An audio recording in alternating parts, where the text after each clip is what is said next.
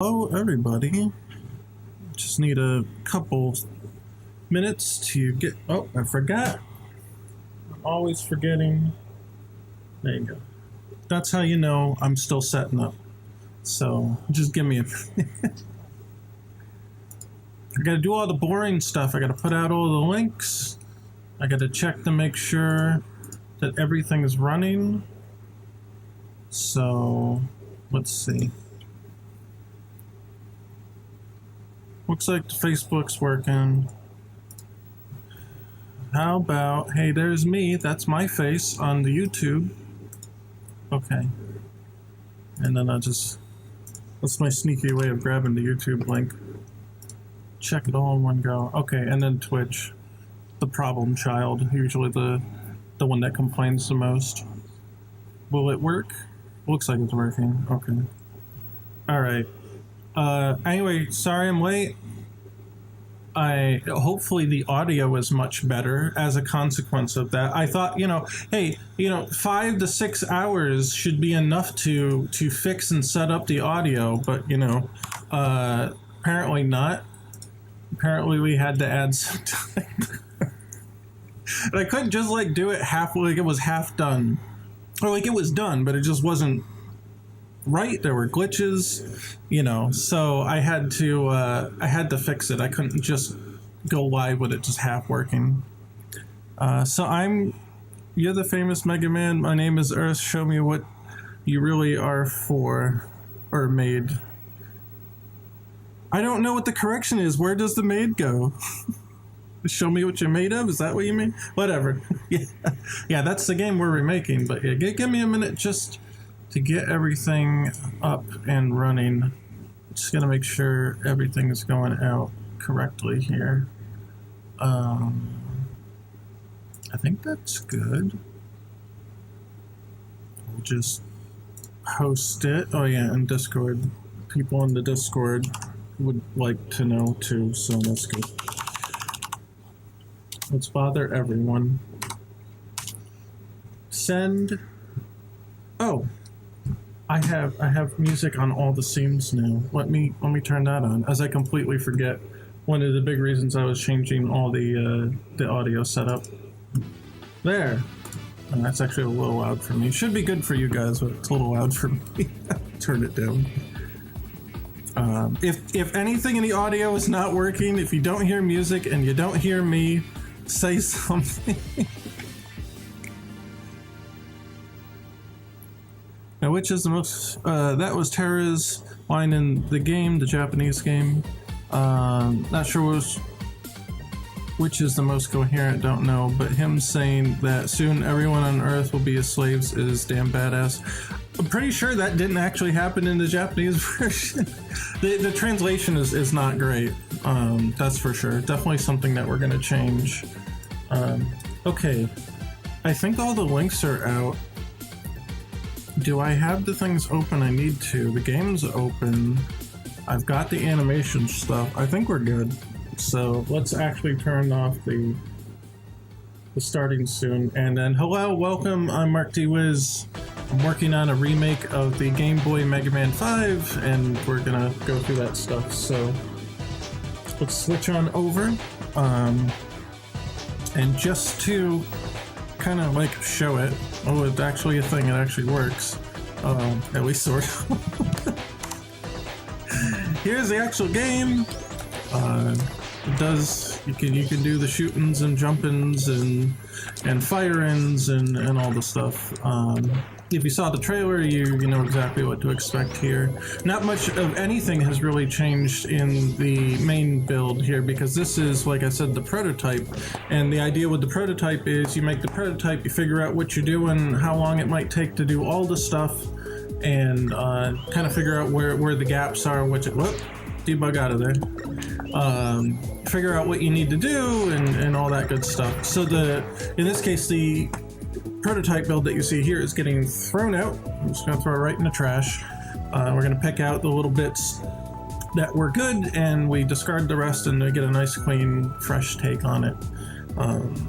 So what you see here is basically going away, but that transfer has not completed yet. It's still going to be a couple weeks yet, probably, until we can get some kind of clean project file out of all this stuff. So yeah, so that's basically where we left off last week. So what I want to do today, I want to transfer more animations into an animation format that's, you know, not cheeks. So let's see, let's pick the running one just as an example here. So this is a template that I'm using currently, and I'll probably continue to use. So we're using a sprite, keep everything all together. We got the running poses and all that stuff. So not every animation has been transferred to that. So we've still got a whole bunch here. This one actually I think is, this one might actually already be transferred, but we'll double check. Yeah, so him without the arm, him running without the arm, that has not been transferred. And there's a couple other things, like a lot of the ones that it has him without the arm because he shoots the rocket fist, and then he needs to walk and climb and all that without an arm until it comes back to him. So right now, I think a lot of people haven't noticed that the prototype doesn't do that. So the arm disappears while he's in his firing pose. When he goes back to his normal pose, the hand magically comes back. So we definitely have to fix that. It was just something that I couldn't get to in time. So, oh yeah, and here's the Hadoken pose, all that good stuff. So we'll definitely be sorting through that. There's not really too much left, and then there's some Mega Man 7 specific sprites that we may or may not want to poach, I guess. Most of them we got from the arcade games, so the Power Battle and the Power Fighters, and kind of like resized them down to Super Nintendo specifications, and then kind of went that way. So a lot of the stuff on the 7 sheet is either not going to be used because it's not, there's nothing to use it for, like this. Like we don't have a slash claw weapon, so we don't need that. But we'll get to that. There's one thing I did want to show that was actually new in the build. Now, not every object is hooked up to this, but I started the time hierarchy system, which I don't believe that I've shown off last time. So, yeah, let's look at that quickly. Essentially, what a time hierarchy system is I guess we'll outline it. I mean, the effect that it has on the world is that you can slow down certain things about the game without affecting other things. So you can slow the player down without affecting enemies, or slow the enemies down without affecting the players, or just freeze time altogether. And the thing is that, say we have a global time, we'll say G for global time, and then off of global time we've got player time, and we've got enemy time, right? So if I stop global time, both player and enemy, because they're coming off of that, get stopped as well. But if I just stop enemy time or slow down enemy time, then player time is not affected by it. It's essentially how that's supposed to work. So I've hooked up a basic system to do that. Excuse me. So Mega Man is using a time controller here, this time controller. And basically the code just says, okay, does the time controller actually exist? If time is flowing and it actually exists, then we want to update Mega Man's code with the time from here. And this time will automatically scale with the asset that it's linked to. So this is just a data asset, which copy down here, T for time system. There we are. So here's player time, and we don't need the runtime stuff, but the time scale here, let's say if we do a 0.5, now all his movements are going to be half speed. Now his animation is still running full speed, but you'll notice that everything basically slowed down. But the bullets are not, because the bullets don't run on player time. They run on weapon time. But you'll see that the enemies are not, they're not slowed down. Only Mega Man's slowed down because I slowed player time down specifically. So that's basically the idea of how that's supposed to work. Now when I integrate, right now the enemies aren't integrated into enemy time or anything, they're just going on global time. So see, the enemies are working at full speed. I could change that and give 2 time scale of 2. Oh wait, hold on. This is where I do need to use the runtime, because now the game has already started. So now I need to change the runtime variable to 2.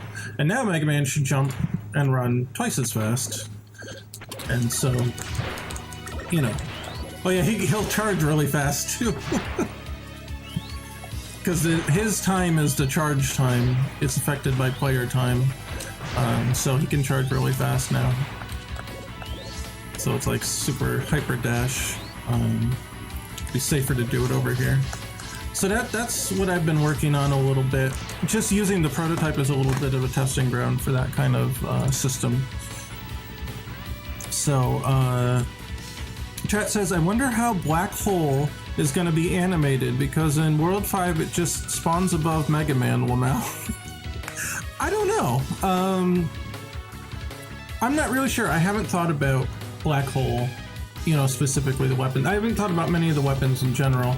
The Grab Buster, I did a little bit of a graphics test on that, and I can show that. It should be in the weapons folder. Oh, right here. I don't know why it's outside of a folder, but that's what I kind of figure it would look like, something like that. I might have to change it to green. So right now it's a little yellowy. But I think it's supposed to be green or yellow. Cool to see that update in real time. Yeah. The time, you mean the time slowing and scaling? Yeah, it's fun. Let me check here actually for a second, because I do have the reference artwork for the weapons. Where is it? Here it is. So this, okay, there's Black Hole, which doesn't look very spectacular. Where's Grab Buster? There's Grab Buster. So the Grab Buster actually shows to be yellow here in the concept art. So that explains then probably why I made it yellow. Maybe I'll put the little orb in the center. This is more like a prototype. And then let me just have this repeat like 5 times and then go into the impact. And let's see if that works. I don't know if it'll, oh yeah, there we go. So here, this might go infinitely. Yeah, this is when it impacts something and it's like sucking the energy out. I wanted to make something that kind of looked like this. And then it, you know, a little sparkle at the end. Kind of like, oh, you know, turned into energy or something. So it's like sucking, it's like going inside and pulling the energy out, and then the energy orb will come flying back like it does in the real game. The original game. So I think that looks kind of cool. I think that'll look neat. I think I didn't build it with the aspect ratio in mind, but it's probably won't be too bad. So yeah, there's the Grab Buster, at least the prototype version. So at this point, Tim and Aaron, aka Egoraptor, they've been doing a lot of the animations. So if they have something in mind that they want to try out, I am all ears. Oh, that rotated one looks a little rough, doesn't it? I guess I'll have to clean that one up. I think I just took this and rotated it. But yeah, if Tim and Aaron want to do something different with it, or they got some ideas, I'll definitely be all ears. This was just something that I made actually months ago, in sort of anticipation of starting the big work on this. I'm going to save it, yeah, because I changed the looping properties. Oh, and this was our time hierarchy chart.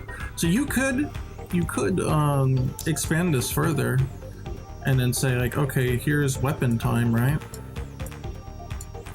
Or even you could have, instead of global time here, let's say you've got action time, like gameplay action time, and you have global time here, and then here you have things like UI. So like the HUD animations and stuff. So you could pause or slow or stop all the action time. If you turn off action time, all of these stop. But then you wouldn't be turning off UI time. So you could do this kind of system to control lots of stuff. Hey G-Man, what's up? What is even real anymore? Wait, what's real and what's not? Anyway, welcome, Larry and G-Man. I'm glad to have you. I'm sorry I'm a little late today. I figured 6 hours would be enough to set up the audio, but apparently not. But it's a lot better now. It's not kind of its final form yet, but I think the audio is much better. And then I can switch to the game in the back. Here. Can you hear it?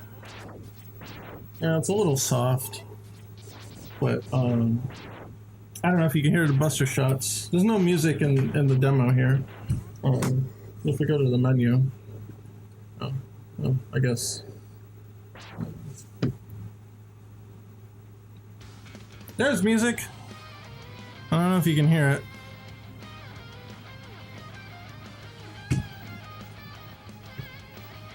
I can hear it. Hopefully you can. We'll switch back. And then we'll reset this. Oh, I'm tangled. Oh, alright.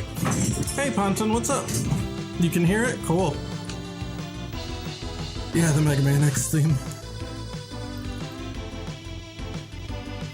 Yeah, so I got the microphone is configured to an extent.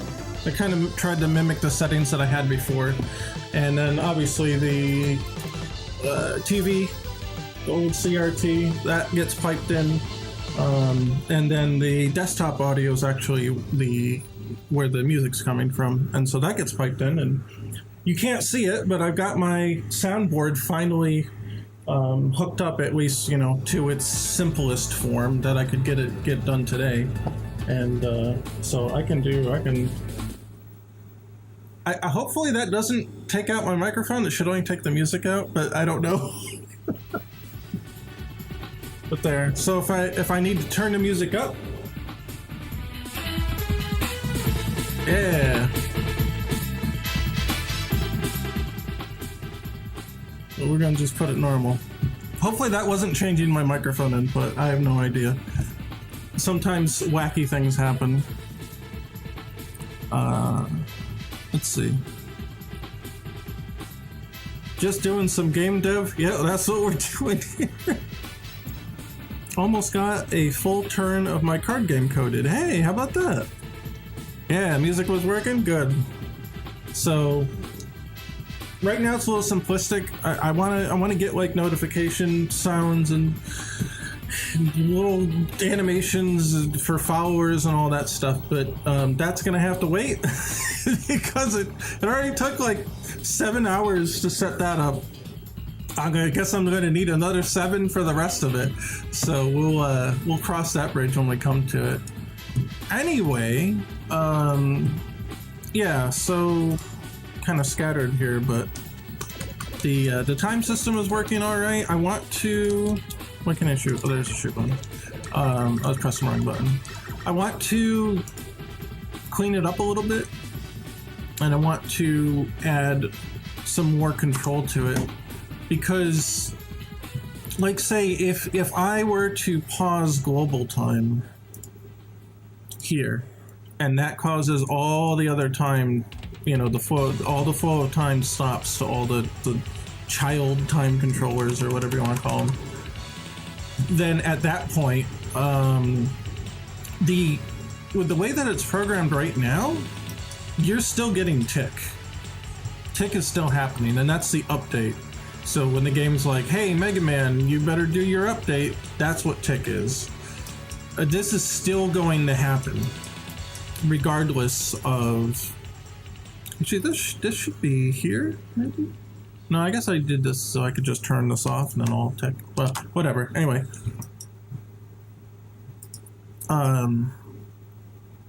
Yeah, this will still run. It will attempt to still update. It'll just get to here on this node, and then it'll come out of time as stopped if I freeze time in order to like pause the game.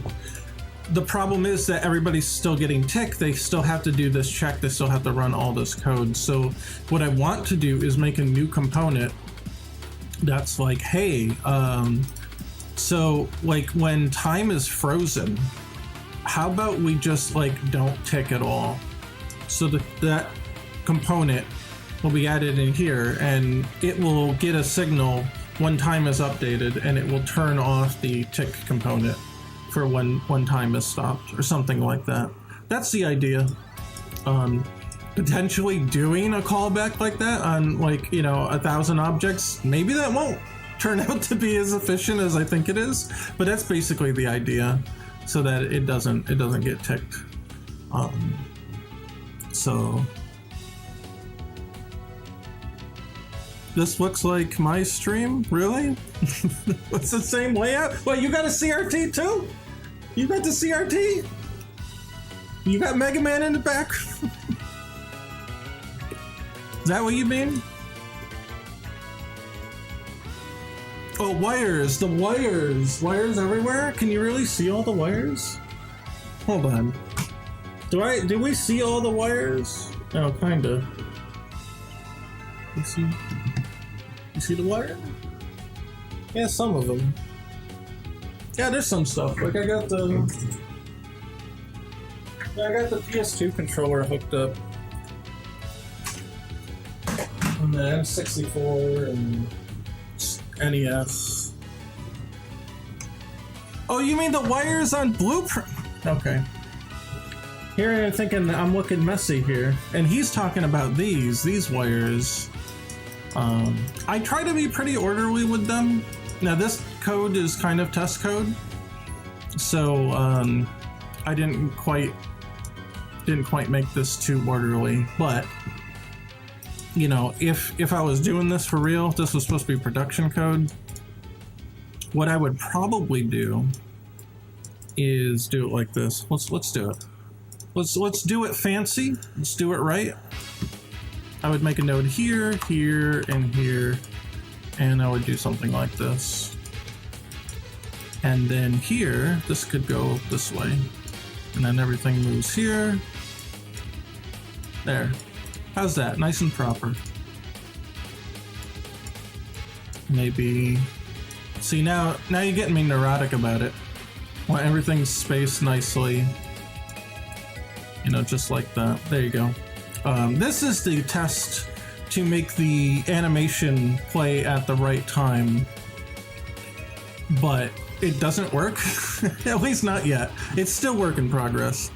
So if I do connect that, and I... Here. Oh, you can't see it because it's on the other screen. So what I want to do here is actually split this up into two halves. And this is my manual update mode. It's a work in progress, but let me resize that over here. So it doesn't quite loop correctly sometimes. See, like animations will end, won't quite end or pause correctly. They get a little weird. But then, let's see, now we'll slow down time, right? So say 0.25, so a quarter of time. And then, yay! See, it works a little bit. It's just like these animations aren't working quite right. So, as you can see, again, weapon time has not been changed. So they're going at normal speed here. Whee! It's got the weird animation. Yeah, so that one's currently turned off for testing. And let's turn it off here. Make sure we didn't goof anything up. Yay, we're back to normal. Okay. Sent you a screen of my layout.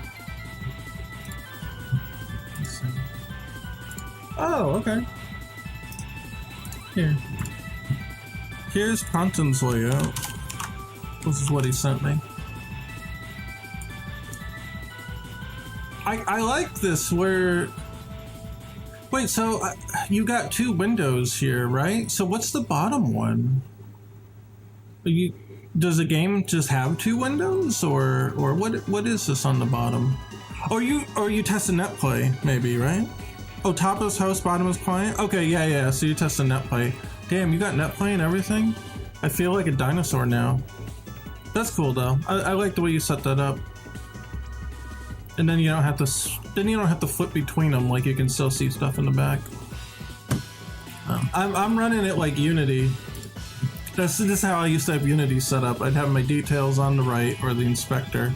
I'd have my hierarchy on the left, and then the thing in the center, which I guess you could just hit F11 and then it makes it nice and big there. So whee! Back to normal time. So I've actually been sick a lot this last couple weeks, which is kind of why there hasn't been that much of an update. So that was kind of the big thing, the time system. And the time system is no trivial matter, but I kind of wanted it to be a little farther along than it is right now. But it is what it is. So yeah, anyway, that's basically all the build changes, at least the notable ones. Oh wait, we started using the LDTK. Let me open that up. If it'll work. I moved all the files. It's probably going to be really mad about this. It's probably going to complain. It's not a build change, but it's yeah, it's really fucking mad about this. All right, locate the file. Where yeah, I moved everything around. Development stages, Mercury. Map test, tiles, tile sheet. Yeah? Wait. Oh, layout tiles. Oh, okay. No, different one. Where's my layout tiles? Game, stages, development, layout tiles. There we go. Okay. Yes, we put this in here. We had to make sure that if we saved a change, so he wrote this, he saved it into the Google Drive, and then I wrote this one back, so it seemed to work. Relocated a lost file, yes. So this is just a test so far? Why is everything red? Why is everything red? What happened? Oh, it's missing this file. Oh, because it was on my desktop. Well, that's not good. Locate file. No. How do I... Oh. Okay, this. It might be in the stages. Here, the screen border. Okay. So now that one's fixed. So are they all fixed? Or are they're all broken. Oh my god. Okay, so what I had to do in order to get like the screens divided up, maybe there's a better way to do this. If anybody knows, I would love to know. Where is Underworld? Oh yeah. So if you're in level view here, when you get in here, you're in layer view. When you get out here, you're level view. This screen border, it's just a... Here, I'll pull it up. Stages, screen border. All right, let's put it in here. excuse me, it's got like a little border on the top and bottom. I'll explain why that's there in a minute. And then it's got like a 1 pixel border around. Oh, excuse me, again, because I could not find any way to, like, there's a tile grid, right? But I want a room grid too. I want to know where the rooms are, because if you don't have that, you know, you look at like this and you're like, okay, well, in the middle here, do I have 2 screens or 3 screens? You know, you kind of can't tell when you're just looking at it broadly. I want to know exactly where the screen, you know, positions are. And if I select the screen border, then there we go. Now you can see them. So that was my workaround in order to get that working, but I honestly don't know if there's a way to do that otherwise. But even if there is a way to do the grid, these highlighted rows are important. And the reason that they're important, if I can escape here, is because you don't actually see them. Now, what do I mean by that? Well, look here. There's two tile rows up here that you theoretically should be able to see. There's 2 pipes, right? But when we get into game, you only see 1 pipe. You know, it doesn't matter if you're floating around, the camera won't go up there, and there's a reason for that. And likewise on the bottom, here's the floor, 2 rows of floor, you should be able to see a pipe under it, but again, you don't. And we noticed that Mega Man 7 did this. There's actually like 2 hidden rows, one on top and bottom on your map. And I think part of why they did that is to make the patterns easier to transition between vertical segments. So you actually won't see these 2 entire rows when it vertically, well, you only see them when it vertically transitions, but when you get to the next room, you only see this starting at the top. And then the room prior, you only see this, I think. It's somewhere there. Or it might be here to here, I think. Those are the rows that you won't see, and it'll start here. I can actually test that real quick. So if we debug fly, and no, don't get stuck! Okay, here. So if we go down, yeah, you only see the 2 bottom tiles here. But look, you don't see the top of them. You only see the 2 bottom of this big square pattern. So even though these 2 rows exist, when the screen actually transitions properly, and it'll scroll from one to the other, you'll see them during the scroll, but that's it. So I think one, they used it to make patterns a little easier to connect. And then the other thing is that it gives them a little bit of a buffer between the 2 physical layouts of the previous room and the next room.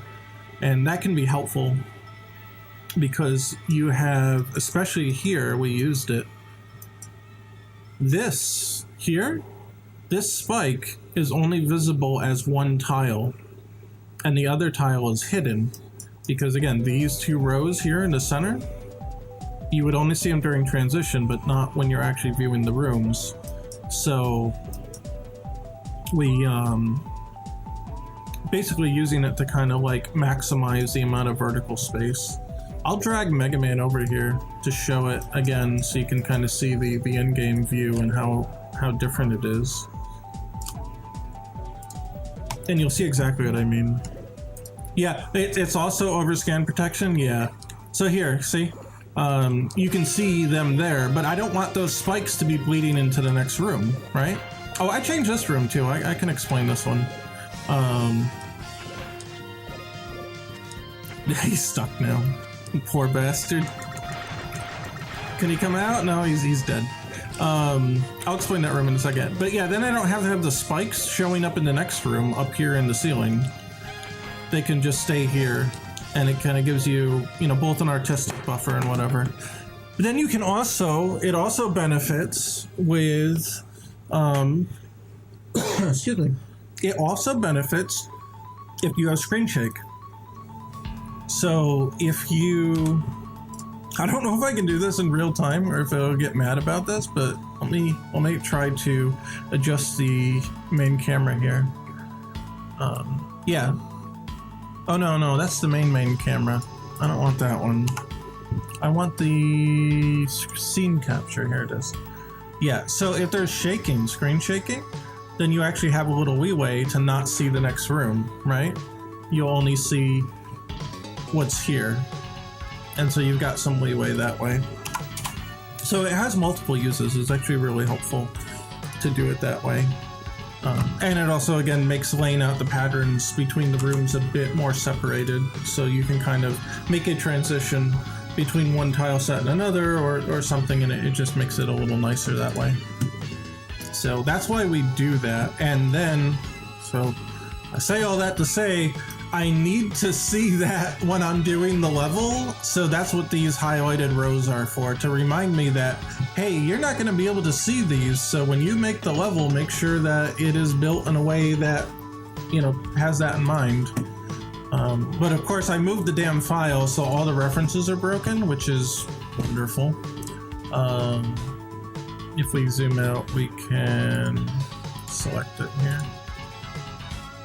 And I guess I'll have to do them all over again. I'm not gonna bother doing them all right now, but you get the idea. So let's see, what's chat saying?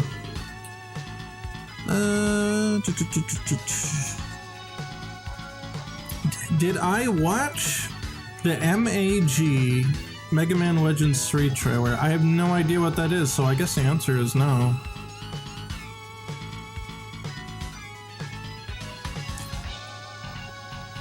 That's why he's head bobbing at normal speed. Animation is whooped. Oh, that's probably it. I was probably showing off the hyper speed or something there. Oh yeah, no, I read those. My Unity, I had the hierarchy next to the scene view, then the project file next to the game view under the hierarchy plus the scene. Yeah, mine was a little more complicated than what I've shown here. My Unity, old Unity layout. That's not it. Where is it here? Mine was a little more complicated than this. Like I had this along the snap to the docked, I guess is the word, docked along the bottom. But hopefully it won't go away. Can we go away? Okay, thank you. But yeah, we don't use Unity anymore. Unity sucks. They screwed everyone over, so we don't use them. And that's the end of that. So let's see. The following spikes Happy addresses as GB had limited screen transitions to both see and react. Okay, I think I know what you're talking about. Yeah, we have to have... Yeah, we just didn't have time to do the proper screen transitions, if you will. That will actually scroll from one to the other, but obviously we have to do that. So, it's coming. I got through it only because I memorized the layout. In early Mega Man games, there was a screen where you think you can fall off to get the next room, but you die. And if you fall at the correct hole, you will see in the transition that there was a point where it was closed off. Yeah, actually, to address that too, I don't know if this is exactly the point you're trying to make, but that's also why I added beat here, because all of these pits are death pits.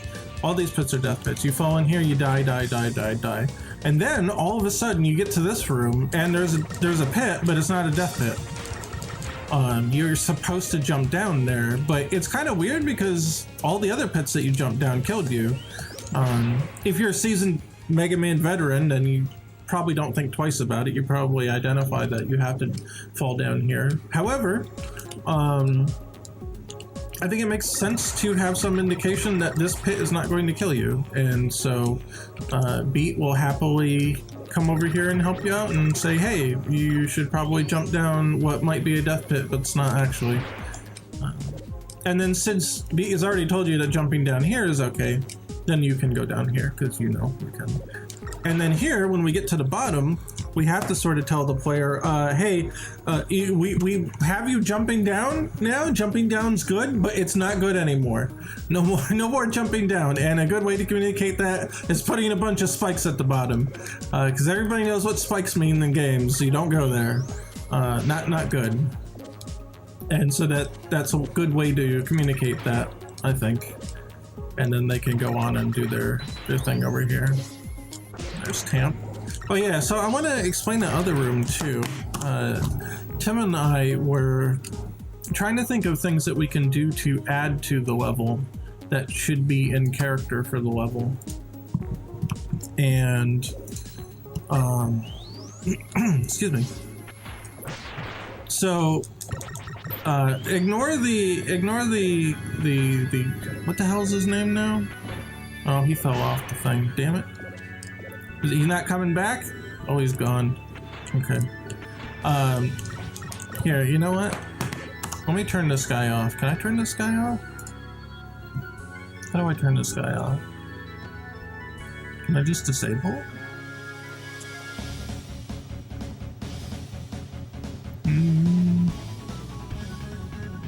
I don't know.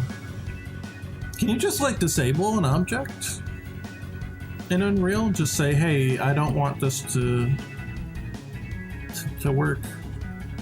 Oh, you know what? Oh, that's Tamp. We don't want to get rid of him. You know what? I'm gonna clear his spawn thing. That should prevent it from spawning anything because, you know, the other property is blank. Here we go. Okay.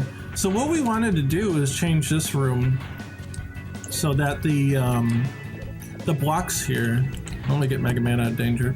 The blocks here are going to be getting pushed into this crusher, and that will destroy them. And you'll have Tamp here to start annoying you so that when you are trying to like jump up here, because you can't, well, you can jump up here this way, but we want to make this higher, right? So that you have to jump on a block. You have to wait for the block to come, jump on the block, and then jump up here. And you can see that in our test map here. This is what we wanted to do. So the blocks spawn here, Tamp's gonna be up here. That's that guy who's coming down on you. And Mega Man can normally jump 4 blocks high, but this is 6 blocks high. So you gotta jump on the big box, the boxes that come down here. Jump on them and then jump up right here. So that's what we want to do with that room. And let's fix the screen border there. So we were sort of prototyping that by mangling that room in the, here it is, in the prototype, just to kind of see what would happen. And we were pretty satisfied with the results, so we're gonna go ahead and do that. And so the original only had 1 room here, so it's gonna be a double room. And that actually pushes the boss room around a little bit. So, and we were wondering, you know, up here, where is it? I keep going on the wrong one. So this room here, I've always thought when I played the original, oh, what happened? What did I move? Oh, I moved the enemy spawner. Whoops. No, let's move Mega Man. It would be good if we moved Mega Man and not the enemy, right? So. Yeah. I always thought that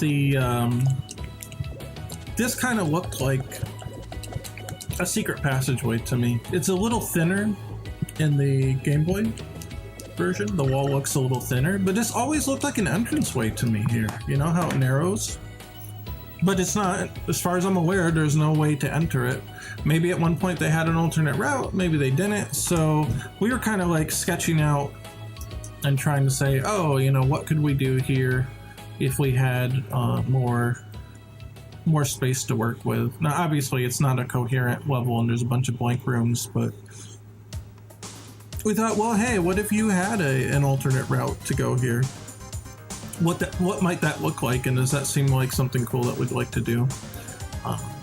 But I'm not sure we're gonna do that because we're already planning to add, I should say, a mid-boss a mini boss here. I want to make like a big version of Tamp. One who's coming down and crushing, boom, boom, boom, you know. And you gotta slide out of the way. And there's a conveyor belt under there, so it's kind of hard to get around them. I'd like to do that. And excuse me. Ugh.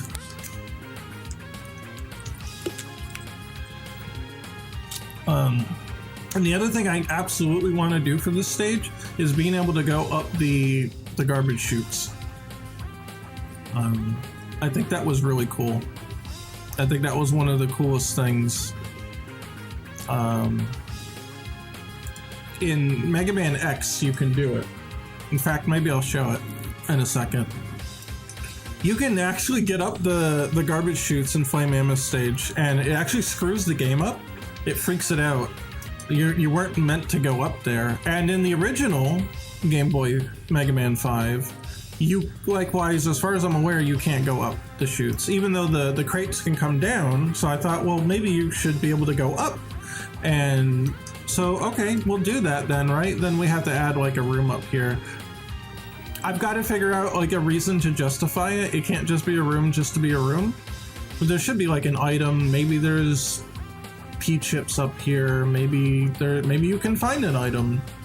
You know, one thing we discussed before is that you can get 4 energy crystals in the last 4 stages, the 4 boss stages, but the first 4 boss stages don't seem to have any item that you can find in any of them. So maybe we'll add something to that where you have to collect all the beat letters or whatever, you know, something, and then maybe it'll be up here. And then this room also has chutes. You can't see it here because it's just very quickly sketched out. It's auto-saving. Alright. But you see, the garbage chutes are here as well. So you should be able to get up there too, I guess, right? So I guess that's 2 rooms where... how come I can't do anything with it? Here. So that's 2 rooms that you should be able to get to. And then we'll do this, and then typically 3 on the bottom, again because we're doing with the screen border. You can see that is not right. Hold on, I have to set it to top left and repeat. There we go. Because you can see, again, bottom row and top row are not visible. So, alright, chat's been going off. Let's see what we got here. Make a good Mega Man level 3. That's what the MAGMML stands for. I've never heard of it. I have no idea what that is. Control space toggles the file browser. You mean in Unreal, probably, right? Hey, look at that. Yeah, so it does. That's handy. I always just kind of go down here. I guess that's kind of off screen for you guys. I've got the bottom space on the stream here. Well, my monitor is over here. You know, it's somewhere. I guess it's down here. Down here. It's down here. The little bar that runs along the thing there, it's gonna have like info about the stream and stuff. But I haven't set it up because I've been too damn busy getting everything else done, and also busy being sick and just tired and recuperating, which is always annoying.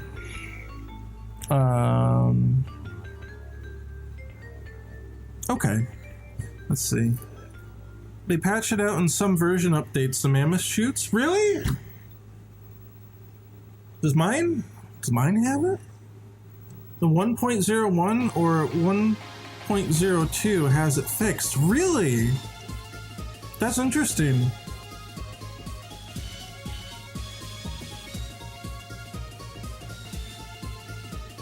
The energy saver item, yeah, they called it power generator. So Chad's talking about when you get the 4 crystals in the second set of boss stages in Mega Man 5 for Game Boy, Dr. Light makes a power generator item out of it, and it cuts your weapon energy in half. The usage of your weapon energy. Now, it doesn't. It's not a debuff. Your cost per shot is less. It's at half. So yeah, and that's where I want to do something about that too. I think we talked about this on stream, but if we didn't, I'm thinking that when you get the energy crystal thing, that maybe you can choose between 3 different parts. You can choose the weapon energy reduction, you can choose attack power up or defense up, and that way you can kind of customize the way that you want to play with it. Because now in the original, maybe the weapons will be more useful in the remake, but in the original, there's 2 things to discuss here. One is that weapon energy does not refill between levels. Sometimes it does and sometimes it doesn't. There's actually an item in the shop to refill your energy, and I think that's ridiculous. I think if you die and you game over, or if you beat a boss, or you get to the next stage, anyway you get to the next stage or get back to the stage select, your energy should be refilled. So I'm removing that aspect of the game. But then, okay, so that means the power generator has less usage. Not that the weapons are super useful in the sense that, like, they're alright as far as Mega Man weapons go, but I feel like I don't use them enough over the main weapon to usually run out of energy. So using the power generator doesn't seem to hurt too much. Also because you can get weapon tanks, and you can have 4 of them, so like you never run out of energy. I feel like that for all the effort that you have to go to get that power up, that it's just not super worth it. So that's why I want to change that. Yeah, so hold on just a second.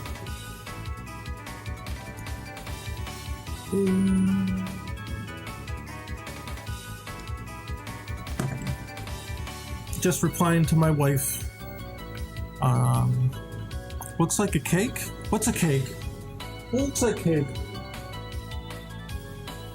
What looks like cake? Oh, I got Kirby now, by the way. Maybe you can't see him? Is he off screen? Yeah, you can see him there. Got Kirby in the cannon. My wife ordered that a while back. And I think we just pulled out of storage. Long story short, if you don't know, we lost the house in the flood, and I'm not sure if she bought it after or whatever, but we haven't had any place to set anything up. So as we're opening boxes and being like, oh yeah, that's right, we had this. So some stuff has started to materialize, in the background. So things will change probably every week. You'll notice something a little new. But yes, the weapon not refilling is also in Mega Man and Base? Really? I didn't notice that. That's crazy. Yeah, it stinks. I don't like it. We're not doing that. They're definitely changing that.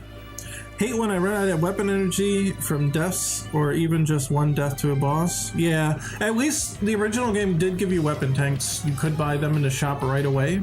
So if you were worried about that, you could always just keep one on you. They were pretty cheap in the shop. And I think that's kind of a good way to do it. And just kind of have it go that way. Background Easter egg every week, yeah. At least Sigma 1 gives you the caterpillars to regain everything, yeah.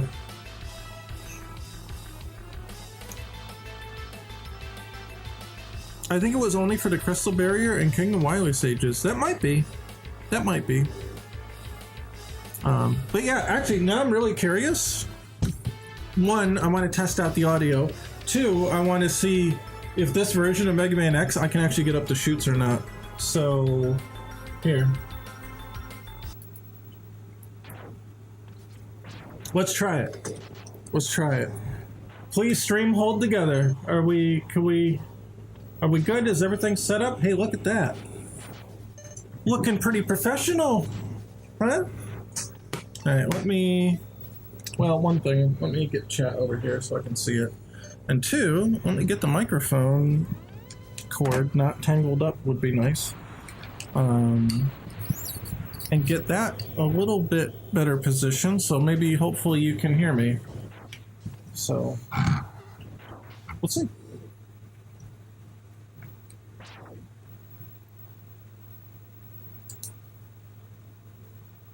I charged my controller this time. We're not having that anymore. I remembered. Oh, I guess I can't really see chat from over there. I'll have to do this. There we go. The one in the Anniversary Collection recently is using the original version. Uh-huh.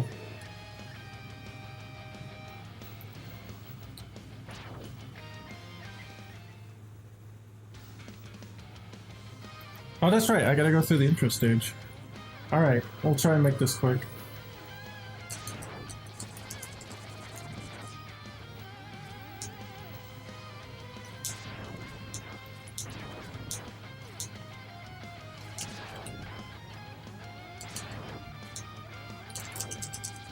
Oh, it's not on the screen yet. There he is.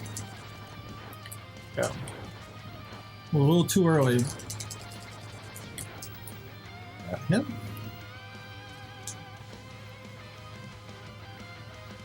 Speed run time? Not quite.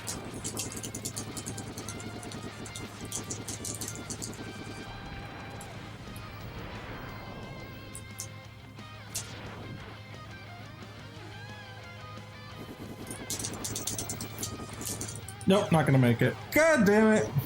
You got me thinking speed runs. Got me thinking I could perform here. Apparently not. I got one at least.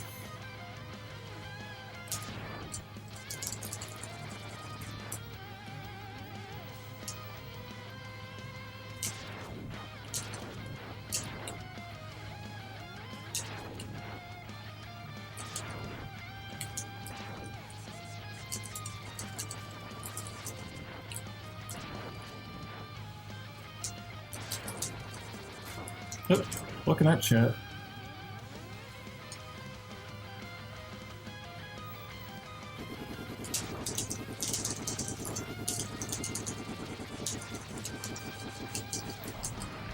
You must have to recover a little life here, or...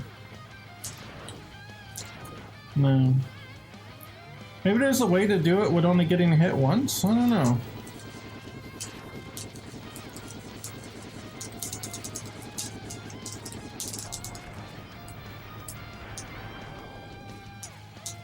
I know that the speedrunners will go through both of those by walking through them, but I guess I don't really know the full trick there. I thought I was slick, but apparently not. Whoop.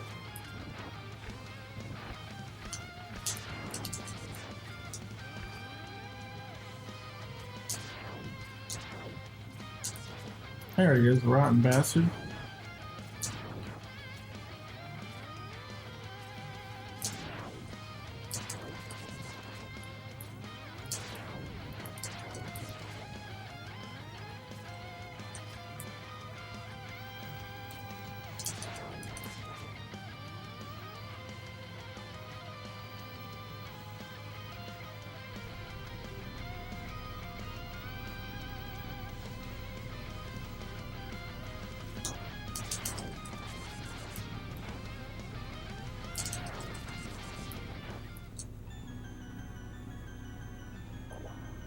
I used to speedrun this until Boomer Quenga route was found.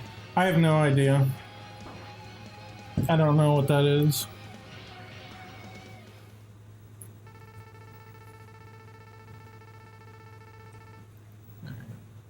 Get to this. It's going Quenga after Chill Penguin? Really? That's interesting. What's the idea there? Why would they do that?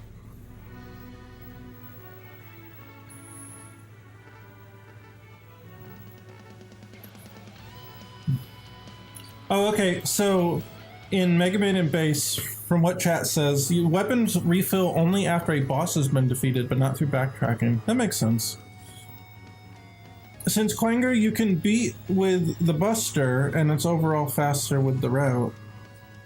Oh, but it's any percent, right? It's not 100%. So you don't have to go back for like the heart tank and stuff. That makes sense.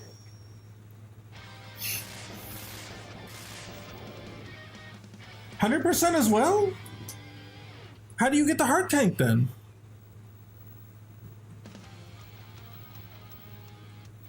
Alright, moment of truth. Can we get up? Is this version gonna let me get up? Hell yeah, it is. Yeah, watch this. It's gonna freak out. It does not like this.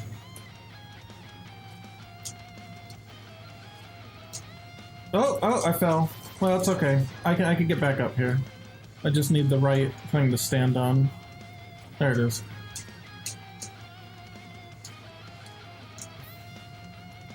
You know what? Watch the background flips out like it's the wrong palette and everything. It goes nuts.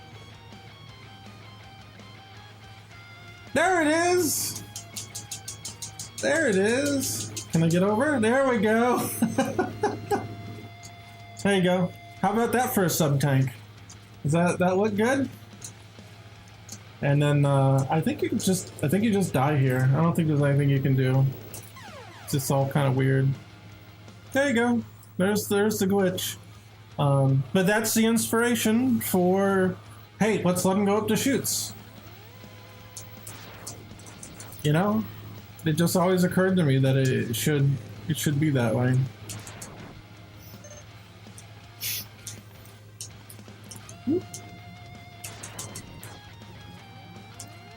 Mega Man X is such a good game. It's just so good. Everything about it is good. It has no major faults. Everything is good. The music's great. By the way, the music here, this one's a hack that I applied to the game. So you notice that the music is like CD quality audio. That's from a thing called an MSU1, which is like an expansion chip that gets you, you know, the CD quality audio, or at least kind of integrates it into the game. The how do I want to put this? The Super Nintendo kind of has the ability to do this kind of stuff already. It's just that cart spaces really were not big enough to allow for it. So they couldn't really do it without basically having the entire cartridge fill up like one song. But now with our ROM hacking technologies, we can actually get this stuff, you know, working. So people have made a bunch of patches for various games that implement like a CD quality soundtrack, and this happens to be one of them. And this one, whoa, this one's good. I love this one. This is how I'm playing the game for the rest of my life, and it works on a real system. Like, this is an actual Super Nintendo. It's just I've got the ROM loaded on a cart with the patch and all that. So you can't. I don't think you can see it. Can you see? I don't think you can see the Super Nintendo. It's like behind the TV some. But it is there. It does work. I played Super Mario RPG with the remake OST. That was truly a legendary thing. Yeah. I'm not surprised that someone's done that. Yeah, it's really cool. You can reach the one up with just a dash. Oh, and when you do the glitch to get into that room. Ice platform takes so long to appear to do anything. No, it's not the SA1. The SA1 chip is an official chip from Nintendo. That's what they did to do, like, sprite scaling, and it helped. They could process more stuff at once. Whoop! That's right, no dash. Whoa! Whoa! Uh-oh. Not good. Oh, that was it. I'm dead. Okay, well, that ends that. Shout out to Met for the metal OST cover. Yeah, so I guess you'll find him if you type Met into YouTube, or Met like soundtrack, or Met Mega Man. You might find his channel. It's kind of a weird name, right? Because it's the name of the enemy, of an enemy in the game. So I don't know if it'll come up in search really well. But that's the name that they chose. Well, there you go. There's a link in chat. It's really good. It's really good. He does such good work. He did Mega Man and Bass. Here, I'll show that quickly.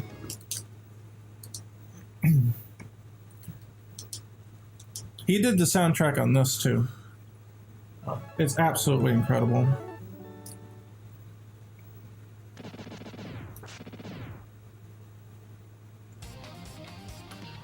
Yeah. This is actually, I think, my favorite soundtrack of his. And someone made a patch out of it, so hell yeah, I'm playing that. Oh, it's so good. I think Mega Man and Bass's music has a really nice vibe to it in general, and he really brought it out.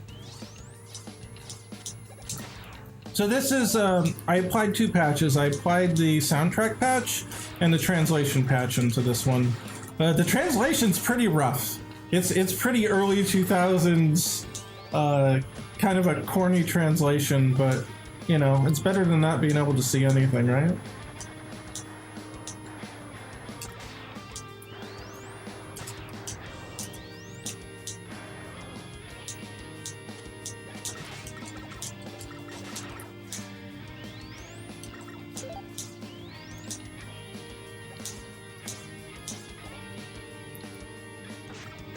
Animations on Mega Man look weird, too much bounce. I kind of agree.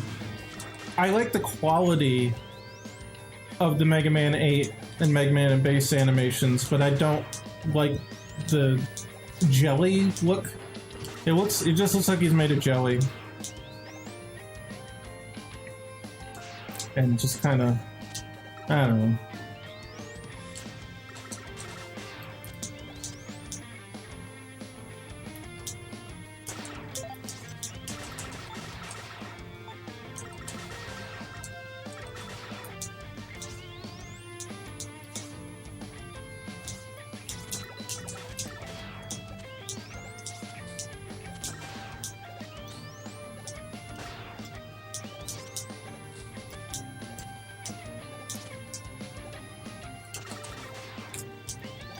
There we go. That part's kind of a pain. I think it's supposed to remind you of Toadman's stage from Mega Man 4.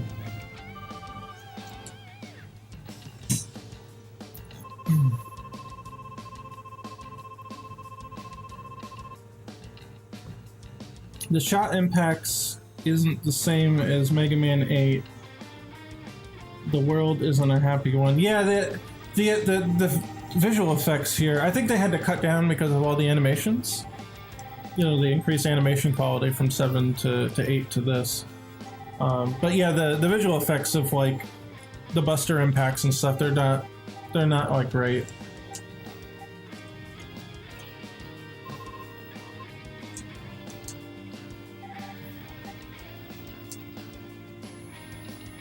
I like Mega Man and Bass though. There's things I don't like about it, like no rush, no not sub-tanks, but E-tanks, no weapon tanks, stuff like that, which, well, it makes it pretty abrasive, honestly, but I like that it's good. It's got great music, the levels are nice, the graphics are good, it controls well. There's no jump, slide crap. Everything's pretty straightforward. A lot of it's just centered around, you know, just jumping and shooting, and that's what Mega Man's good at, so.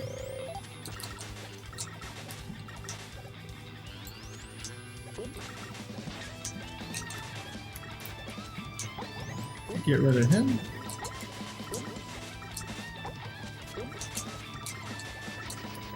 There we go.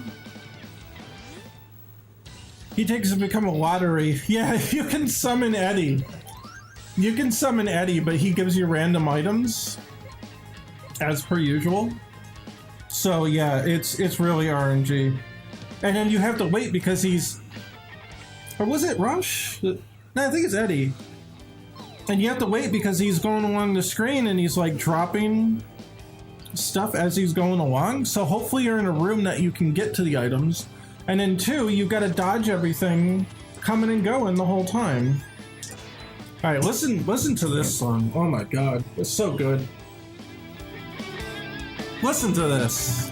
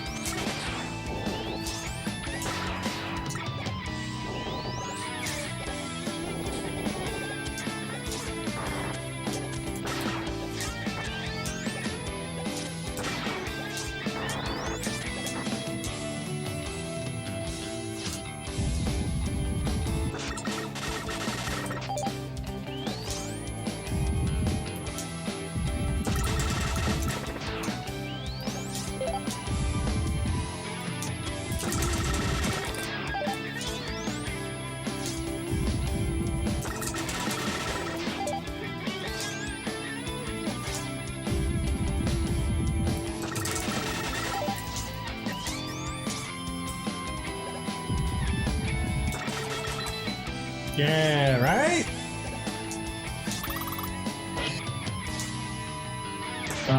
Man, it makes this game just elevates it even further, man. It's good stuff. That's the stuff. Again, I will never play this game any other way. It's way too good with the remix soundtrack. Again, then that's that Met guy. Oh, I'm tangled in my own damn wire. God damn it, where is it going? Yeah. Okay. That's that Met guy. So he did the soundtrack for this. Oh, it's so damn good. He's done other ones too, but I think Mega Man X1 and Mega Man and Bass, I think, are his best ones. They're just unmatched, in my opinion. So, yeah, that's what we got. So I don't know. Just what else we got? How about X2? We'll just have that on in the background. And we'll switch back. Did I stop the music? Oh, no, there it goes. Okay, we're good. There, I have X2 in the background. And we'll move the mic back. Get vertical again. Alright. There. Keep from falling. Okay. That's a fun little diversion. You know, maybe I'll have to play those on stream just for the heck of it. It could be research. Hey, let's go through them. Let's talk about them. See what we can learn from those games, and maybe something we could incorporate into the remake. Which, between you and me, of course, I've already done that, but it would be fun to do it again on stream anyway. So, all right. So let's look at the animations now. Get the microphone here. Oh.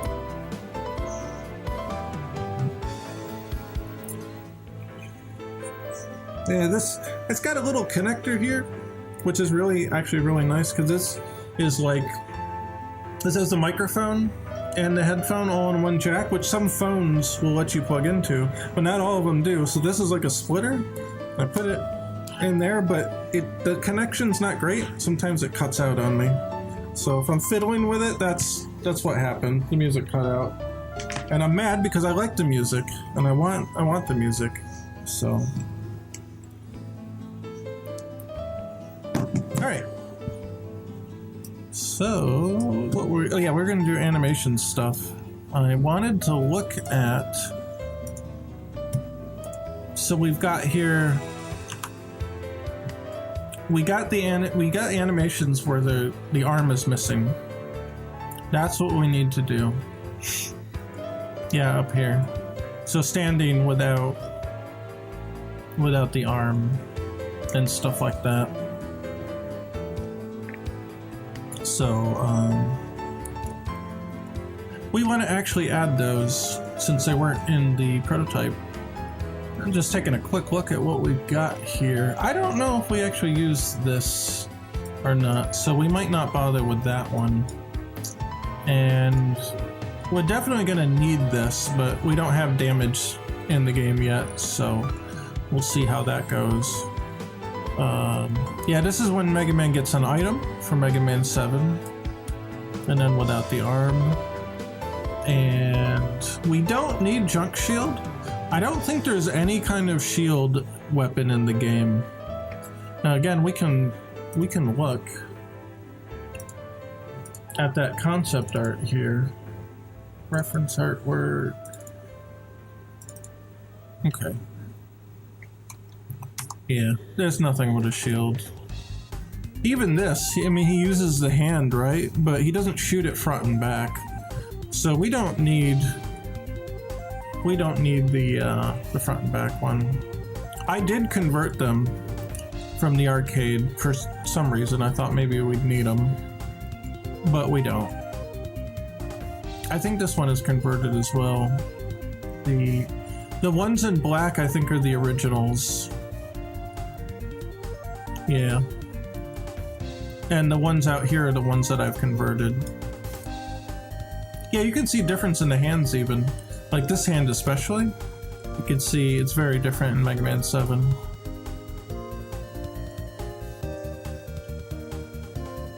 I think I took this hand for something. I think we're shooting on the ladder. Let's see. Nope, wrong one. Game, playables, Mega Man, animations, ladder, shoot. Is that the one I used? Let's see.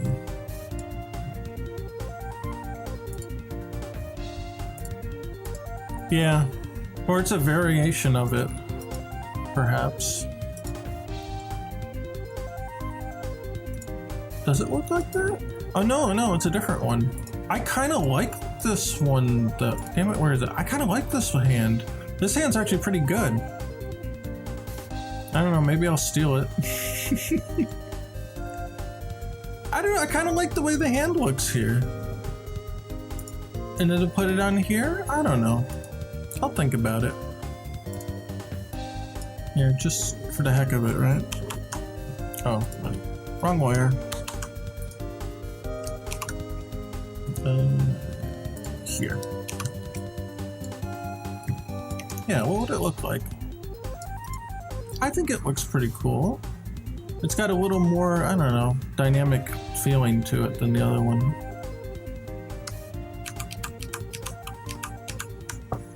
I don't know. Well, anyway, whatever. That's not really what we're here for at this point. I think you could use the Junk Shield sprites for Black Hole. You know, Mega Man summon. Oh, because it summons him above the head? You're right. Oh, you're right. This one, right? Yeah, no, yeah. No, you're completely right. Here, he holds his hands up in the concept art. That's a good catch. That's a very good point. And then, yeah, so when he uses it, right? When he uses it, it like spreads out. Yeah, actually, hold on. Let's look at this in real time. Do I have the game? Please tell me I have the game. Let's look at it.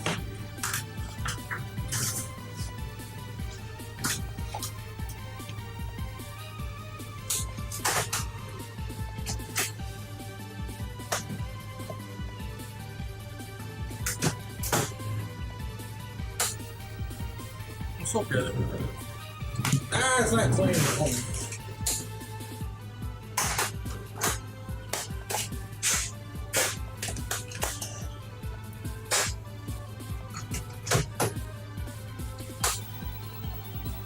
Are we good? We're good. Alright, let's look up a password so we can get all the weapons here.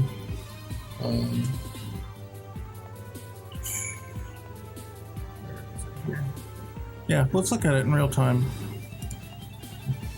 Okay. Mega Man 5 Game Boy password generator.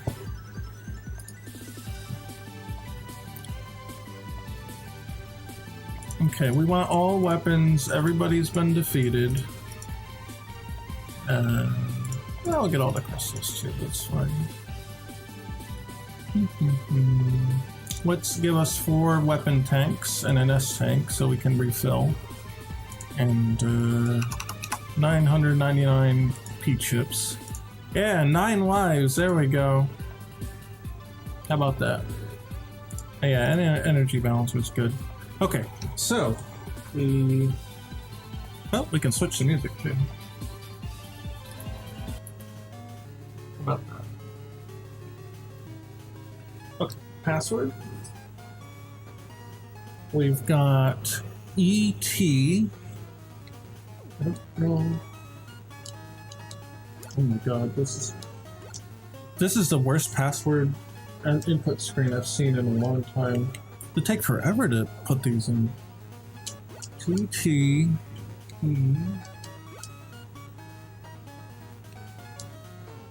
You have to press B to change the one that you're doing. I wish you could just hit the A button multiple times to switch whatever's on there. You know, like Mega Man 7 does that. TRETT. Then TRTE.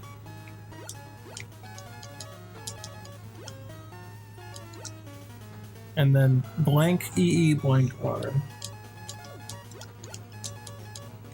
Better work! Okay, alright.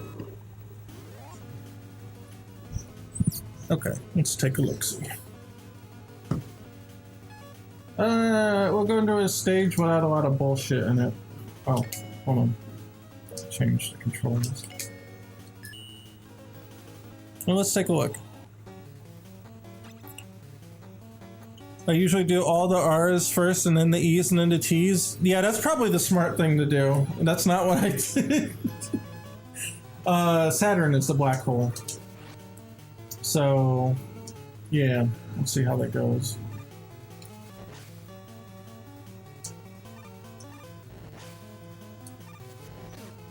Okay.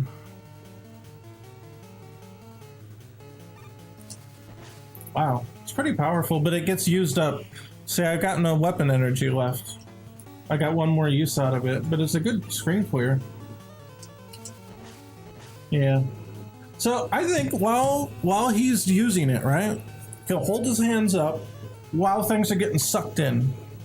And then when everything's sucked in, spread the arms out. Just woof, and then boom, and then it can explode. I think that would be cool. I think that would work. I think that makes a lot of sense for this.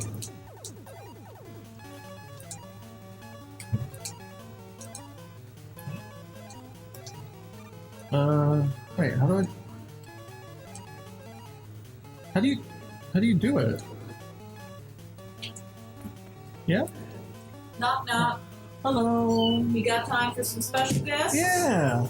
Turn around. Yeah, we do. All Oh right, this boy. one's- Just 1 second. Let me There get you the go. camera. Hello. Hi. Uh-oh, is the camera broke? Am I offline? What happened? The camera's broke. Aw. Of course the camera's broke. Am I here? Hello. Camera's frozen? Camera's dead, but I'm still online. Okay, let me try to... Just as the kittens come. You're missing the kittens. Camera got the ice beam. Yeah. Let me see if I can fix it. Where is your refresh? Hi! Hello! They can't see you yet. There we go! We got it. Kitten time! Oh! Oh! Meow! Meow! What I is don't little like feet that makes you feel safe? Oh. Little kitten. Little kitten. Hello. Yeah, now you're happy. Now you're happy, yeah. Mew, yeah. Mew. You got the other one? Oh, what? What's wrong? Oh, he's grabbing. He's latched on. Oh. He latched on. That's No. your forearm. That's what I'm doing with the other one. What do you do? Put it on your forearm. Let it stand. Oh, Let okay. it doesn't support. Yeah, he's crawling right up. Yeah. No, he's latched on.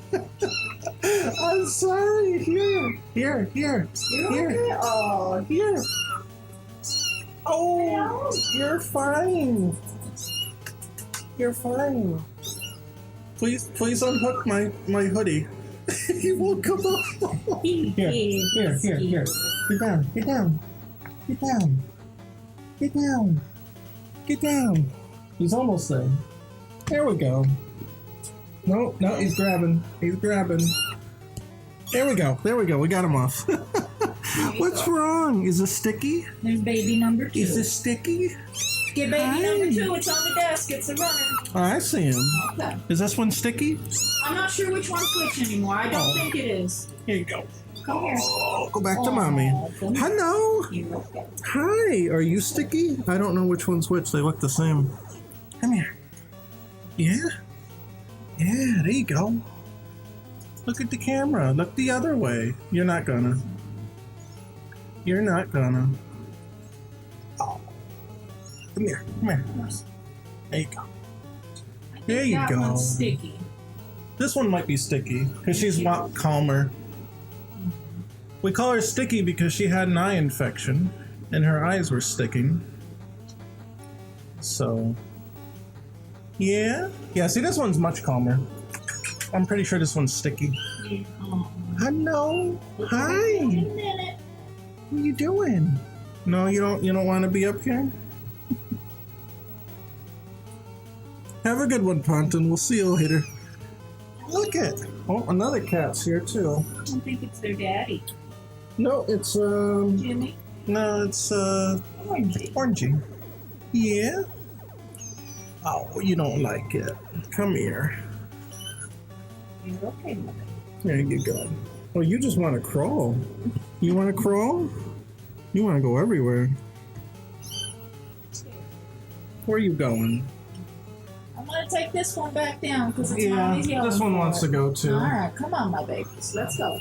Orangey, are you still here? Where's Orangey? Or did he? Okay. Oh, he's following you? Okay, alright.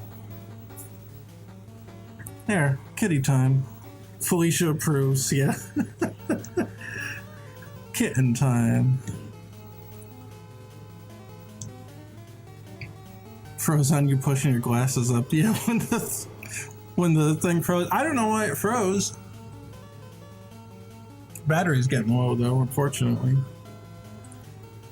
when I did the audio setup, the cord for I'm using a phone to capture the video, and I had to use a longer one because the computer actually moved to another spot. Let me close the door. Just a second.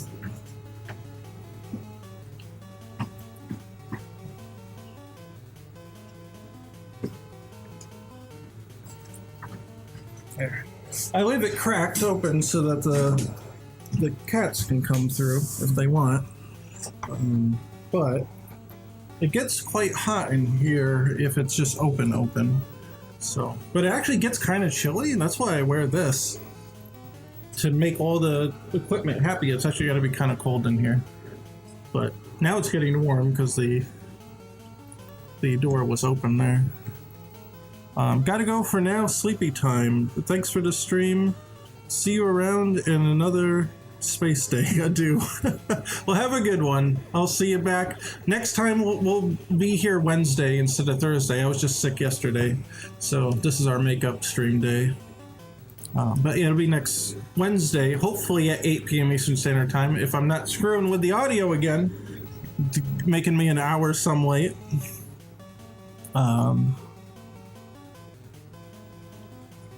surprised neither of my cats are freaked out over the kitty squeaks. I've noticed that if you, like, on Twitter or something, you see a kitten video and they're meowing, all the cats are kind of like, what? Where's that coming from? Like, they're on alert for that kind of thing. So, I know what you mean by that.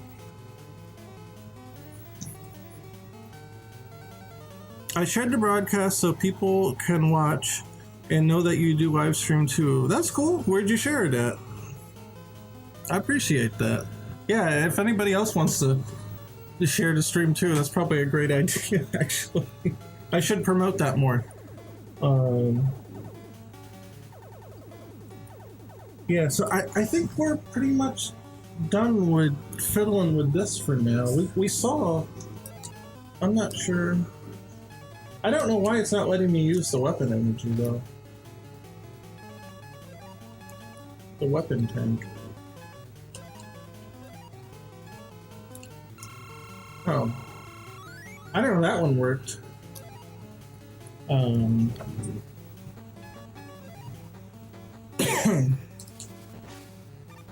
Yeah, so we'll need a jumping one.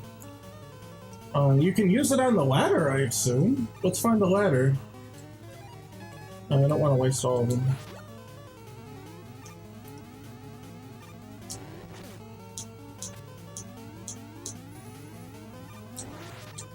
There's a ladder.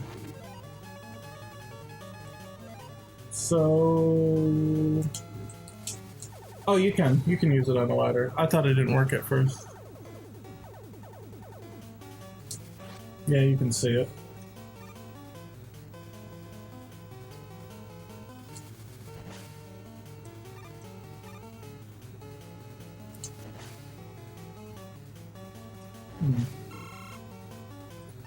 So it seems like it... Oh. A. Okay, there we go. It's A and A. It seems like when everything has finished connecting, that's when it explodes. Or a certain amount of time has elapsed. Yeah, no, that's a good catch though. Chat, I have to thank you for that. That's a good catch. We definitely can do with that. So. We'll just let it go. Doing its thing.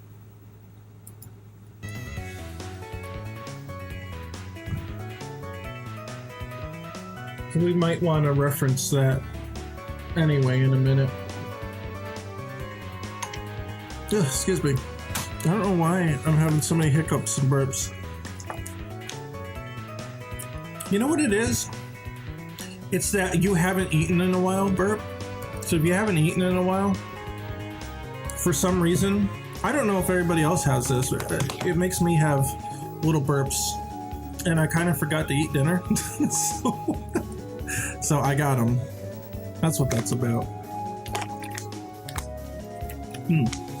But yeah, great point. Let's do that. Let's actually make an animation file for this. Excuse me. Alright, we're still good? Are we here? Did I disconnect at all today? I noticed the camera froze, but the last two streams I had at least one disconnect each stream. Okay, so this is the jumping one. This is the one that I converted from the arcade games. And then... Yeah, we don't need this diagram anymore. We don't need that open. We don't need that open. So let's look at this for a minute. And compare here. Oh, they're backwards. Hold on. Yeah. The original sheet was facing the other direction. So I had to mirror it. You'll notice that the text here is mirrored. I mirrored them so that they're right facing, because that's kind of what you want to do in So So let's get them in the proper order here, and then now let's take a look. In fact, actually, let's do, just because it'll be easier to see them properly. Let's do it. Oh, there. Let's do it this way. Well, hold on. Try it again. Copy, paste. Okay, now we can see them kind of side by side.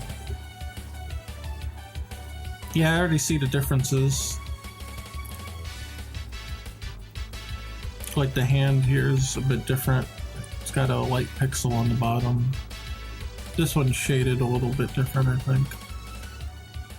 I'm just kind of reviewing it here to see, one, what did we change? And two, because I did these a long time ago, and maybe there's something different that I might have done.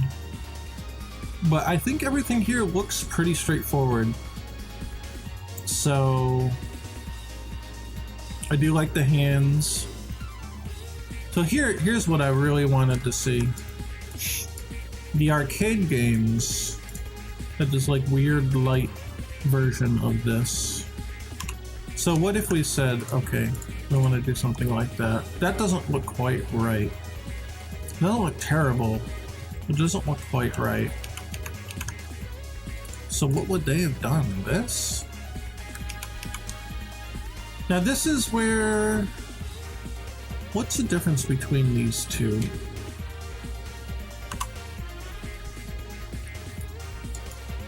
Does he go down? He's... Oh, interesting. So he's actually up. He's up and then he settles into the thing. I would actually expect it to have been the opposite, where he goes down and then comes back up a little bit. But yeah, you see here what they did. They just took this part of the sprite. See, it used to be this. And they just said, yeah, you know what we're gonna do? We're just gonna do this. See? And that looks identical. So let's think about it in terms of that. Instead of just copying the end result of the arcade one, let's look to see that kind of style. What are we gonna do? Oh, this one's very different. Well, this one's very different. Even the body is different. Interesting. Well, I feel there's an opportunity here. We want to have I think this is good to have, but the fact that he's looks like he's actually still lurching forward.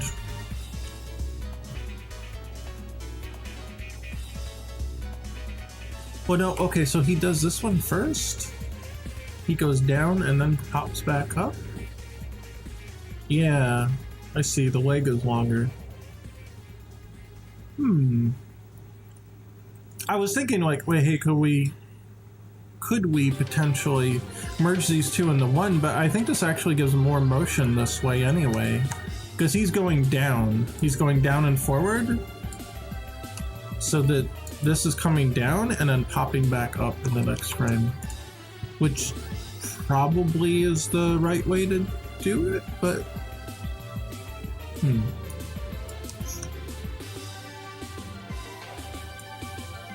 I don't know. I would assume that this foot is the one that it pivots on. In which case, does it go all the way here? Or does it stick to here?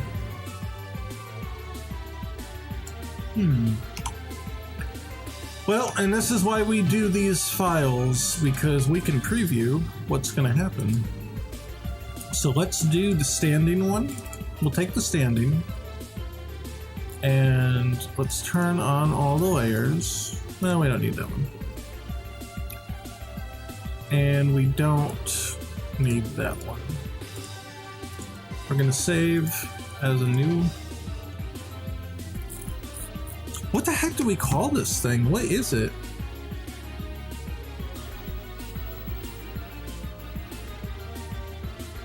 I don't want to call it like weapon hand because like we already have one where he's shooting with the hand. You know, I don't know if you holds his hand out and pew pew. We've got one like that. I want to just call it like shoot special.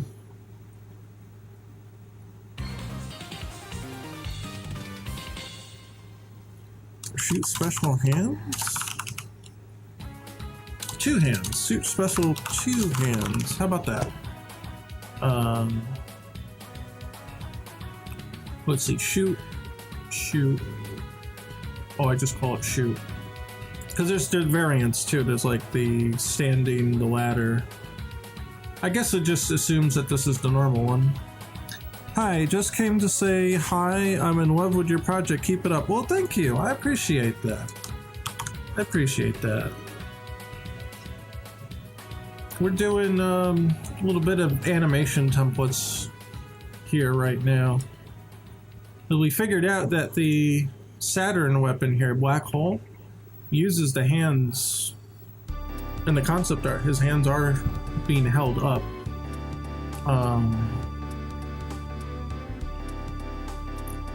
So he should use that. Okay, shoot SP 2 hands. Shoot SP 2 hands. So shoot special 2 hands. Is that what the other ones are? Yeah, and then the sprite file's just in there. Okay. And then the PL, if you're wondering, the PL stands for player, MM obviously stands for Mega Man, and then that. So this is the file name that you'll see in Unreal when it gets imported. Okay, so then we'll take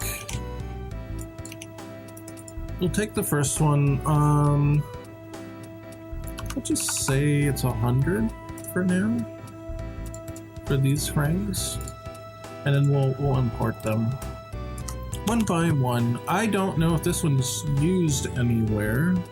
Oh wait, no, this is Mega Man 7 one. We want the arcade ones that we made. We're all converted. And then I'm gonna fix the outline potentially here after. I just want to see how it animates first, and that might kind of guide my, I guess, guide my hand in terms of how the outline might be fixed there.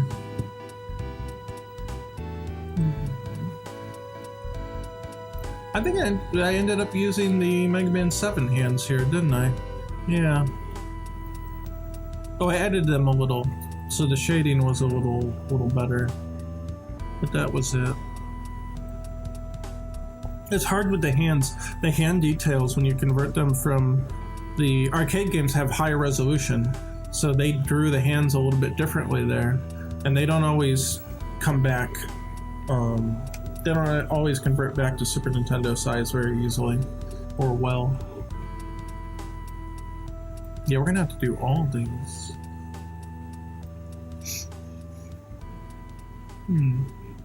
Okay.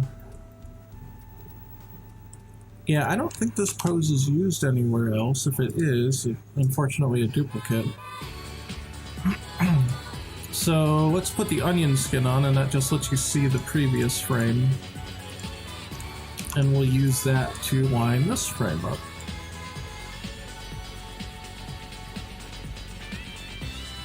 So I don't know exactly how I might want to do this. I guess like this. I guess he'll come back. This actually begs a question. He has a startup frame here, but he doesn't for the air version? Yeah, there's no startup frame for the air version. Or the climbing version. That's interesting. I guess we'll have to draw a frame for that. I thought of an alternative interpretation for Black Hole, but would be certainly not for this. Think Pharaoh shot charging, but as the black hole absorbs projectiles and enemies, it grows bigger and stronger. Oh, I see what you're saying. Yeah. So you're saying that you wouldn't recommend to do this necessarily for the remake, but it made you think of something like that. That's actually a good interpretation for it. Yeah, everything would get sucked in as long as you held it, and then it would get bigger, and then like what you can shoot it then, right? Then the player presses fire again, and if there's not enough energy to absorb projectiles, then it explodes and deals damage based on the size of the black hole obtained. Yeah, I see what you're saying. Yeah, that's not a bad idea. I do agree that, you know, for the remake, it doesn't make too much sense to do something like that. That drastically changed, but I do like the idea in general.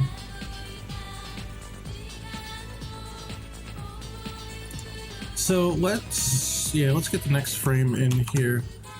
I really don't know how this is supposed to be lined up, but we can figure that out, and that's partly why I have this sheet here. I'll show you in a second.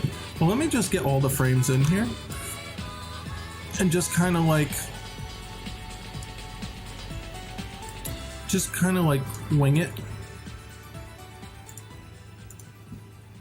Excuse me. Still more burps. We just kind of like wing the placement here, and then we'll come back and take a look at what we might be able to do with it. I'll try that placement. I have a feeling it's gonna be off, but we got a cheat here, so I'll show you in a second. We can actually look at Mega Man 7's animation data and take a look. Okay, and then I feel like there should be a transition frame back to the idle. So I guess the question would be then, is there anything else that looks like it might be a transition? And we'll also load the texture sheet here. Wait, is this set up as indexed? It is not. It is now. Oh, wait, first.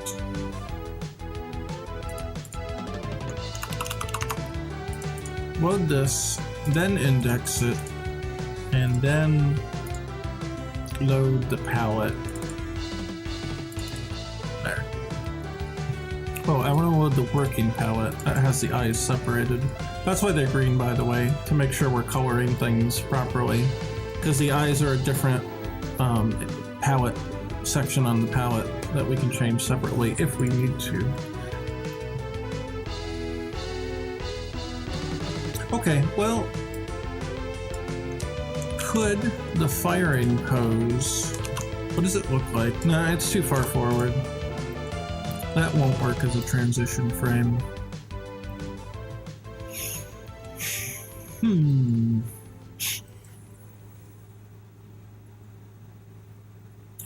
Him bending his knees doesn't make sense, so that won't work. What do we got? That's kind of it, isn't it? I have a feeling we don't have any frame that might be a good transition. So we might have to make one, but for the sake of brevity right now, in other words, not to take up too much time, let's just not do one. I'll have to like really think about excuse me, what to do for that. Okay, so here's the cheat when it comes to Mega Man 7 animations. Remember the backgrounds that we took out? Well, they are technically useful. I guess it's the blink. Yeah, I guess we'll take this one.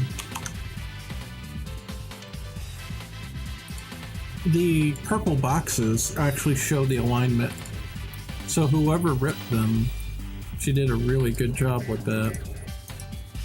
So, oh, okay.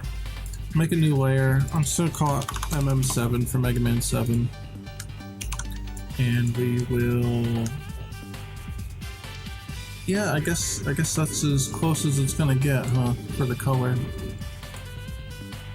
We want to line the head up, because the head is the thing that's most most likely to... You know what? Hold on. It kind of bugs me that it's like that, so I'm just gonna color them all red. Red, and then... I don't know. I guess that. This way they'll actually show up and it won't just turn to black.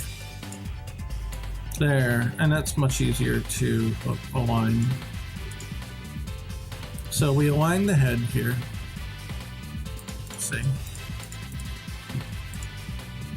And then we'll just align everything else as is. And that will give us an idea of what they intended from Mega Man 7. Or at least, not necessarily what they intended, but how it actually worked out in 7. But yeah, so now that I have this here, I can line up the red box and see how it's well, I was actually really close. It's only off by 1.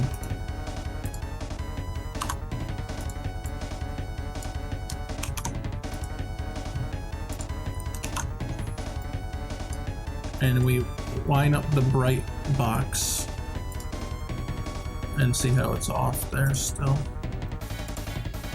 This is the tricky one because I'm going to use this frame, I think, for both of them because the leg positions are the same. So line that up and we will link these together and get rid of the empty frame.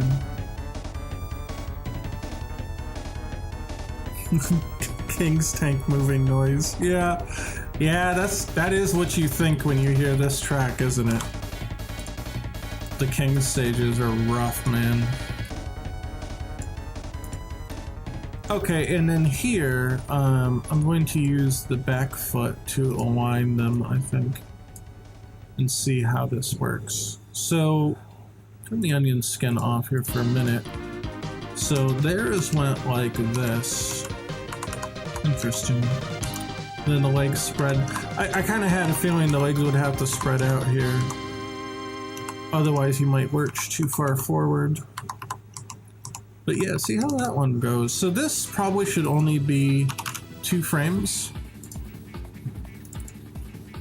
I think 100 is 5? What's my frames to...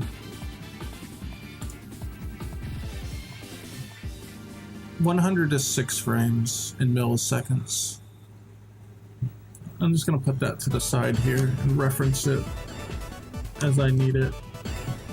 Definitely gonna need more than that to simulate the let's see, 30 frames is what now? 500? Let's do that. Because it kind of simulates him holding it, so we have to pause that frame to get a good idea of what that's going to look like. This one, I would say, should be 3 frames maybe, so 50 milliseconds. This one should only be 2 because it's going to pop into here. This will be another 500. So let's see how that looks. Something like that. I actually think that this frame is not holding long enough. Let's try 100. And we'll hide the Mega Man 7 layer.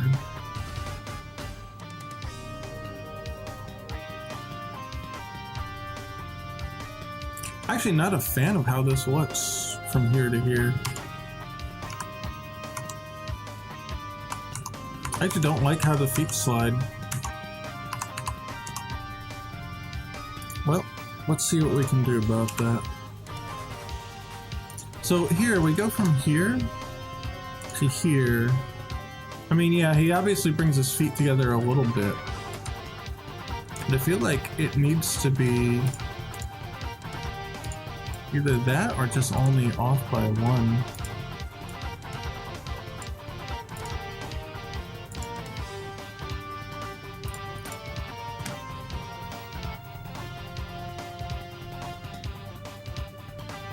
I don't know. Something about it I don't like.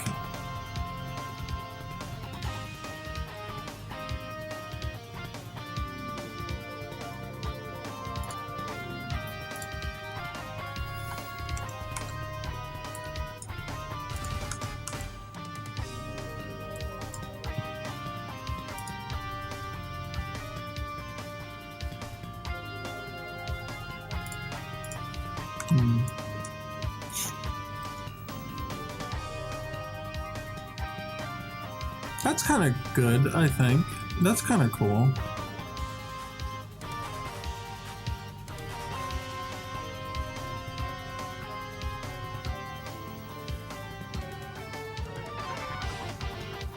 Yeah, eyes are getting tired. Yeah, it is almost midnight, so we'll probably go for another half hour. That's okay. And we can always reposition the frames later. I feel like that's alright. Because it kind of gives just a subtle... Like, even though he shifts forward here, his heel comes in, and then it goes to the next frame, so there's sort of a progression there. I still think like this one doesn't hold long enough though. So 134 is 8 frames roughly. No, too slow. How about 117 for 7 frames?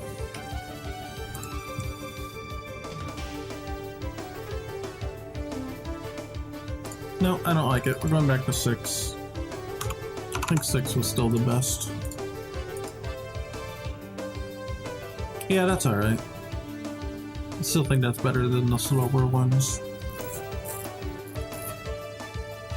Yeah, so he's gonna hold here, let's say a whole second. It's probably about actually what it is in game, so as things are getting sucked up. Actually don't like that. 834 is 50 frames. 834. Shoop, boom. I feel like this doesn't last long enough, so let's double it to 4 frames, 67 milliseconds.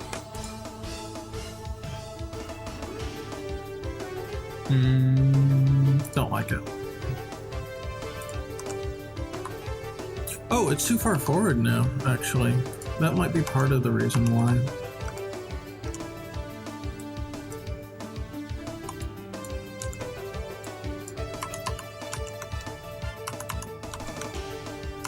Okay, yeah, he can go a little farther forward maybe in that first frame, but just not the second, right? Let's see.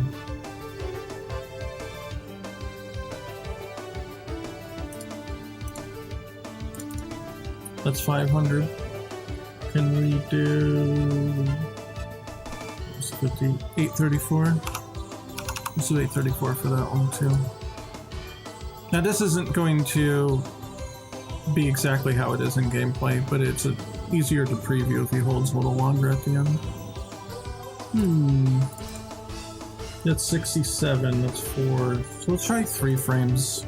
We tried 2, we tried 4. Let's try 3.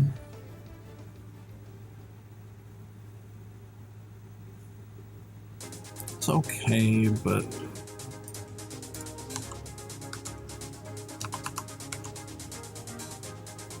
I also kind of feel like he should come down 1 when he does that. We'll just preview it like that. That's not an official change.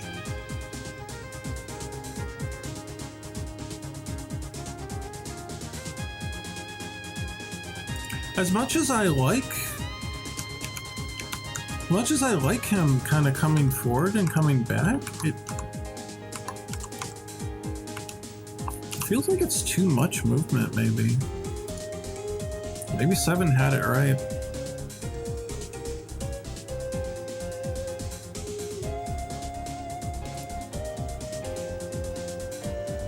The only other option would be if it was actually supposed to align on the forward foot, but I think that'll look goofy. Actually looks a little better, but it just looks strange now. It doesn't look as jarring, but actually kind of neat that it creeps forward more. But I don't think it's meant to be like that.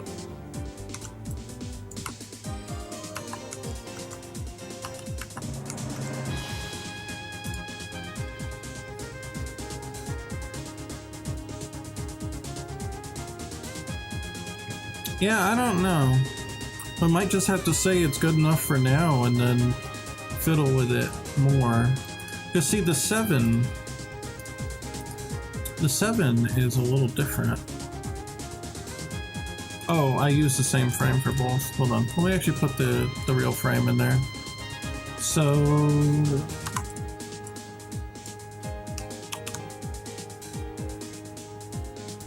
yeah, 7 does it this way, but I'm not sure. Oh, let's split the frames. Unlink. I might actually reverse the frames here, though.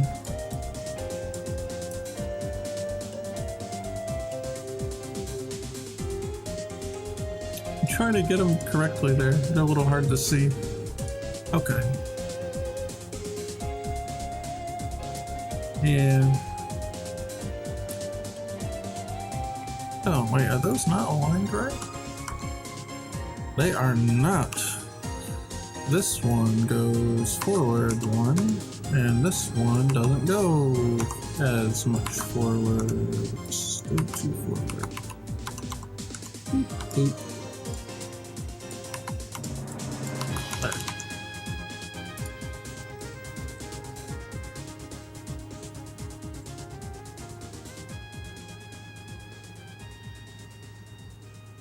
Yeah, I really think those frames should be switched.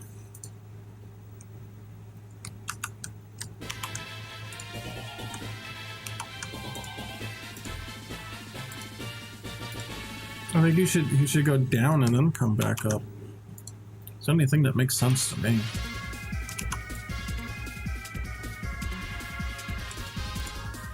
Yeah, so he goes down and then pops back up, right? That's what it should be, I think.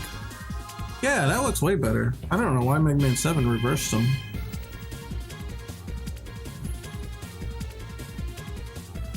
Well, now that we have that kind of aligned a little better, let's see if maybe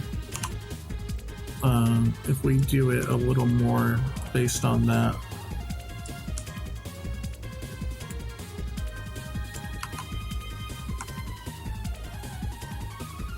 Let's try something like that.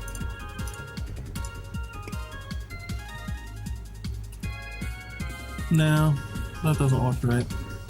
It is a different kind of motion, so it may not translate properly. I feel like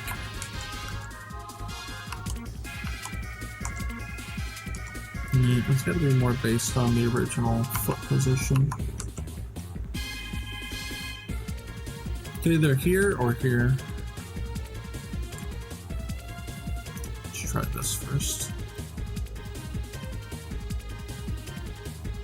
Not bad, it don't look right.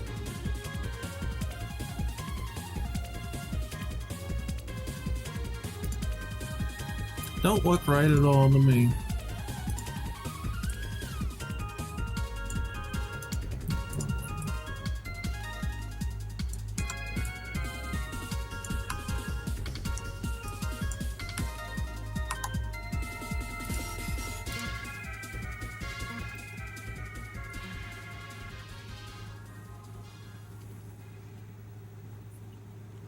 It just doesn't look right.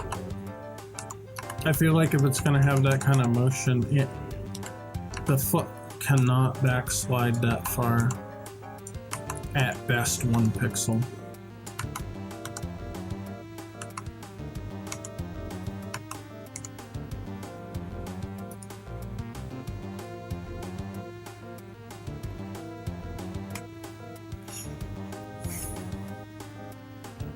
We might have to just go with a Mega Man 7 kind of one.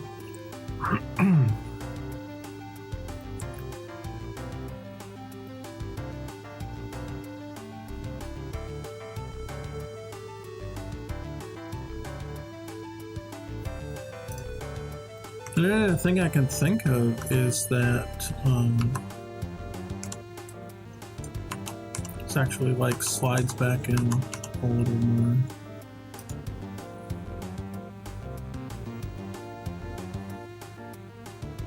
It's actually a little bit better. But now we gotta bring it out that way. That's not terrible.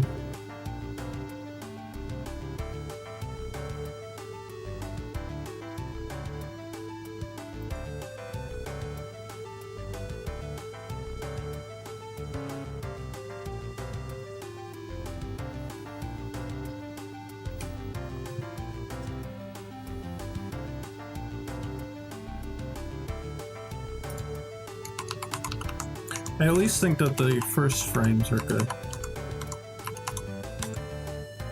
So here he reels back and whoop. Gets a little spring action going there. Just a little.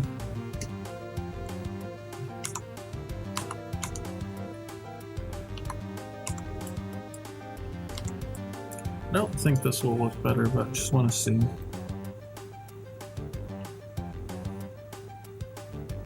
It's actually not terrible.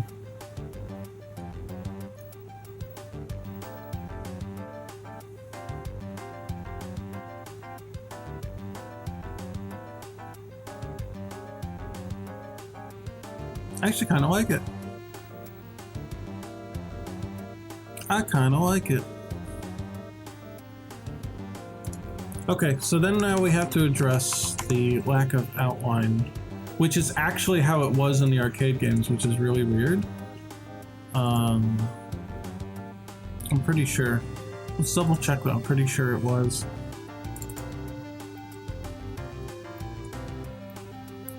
It was actually a recovery animation here. Yeah.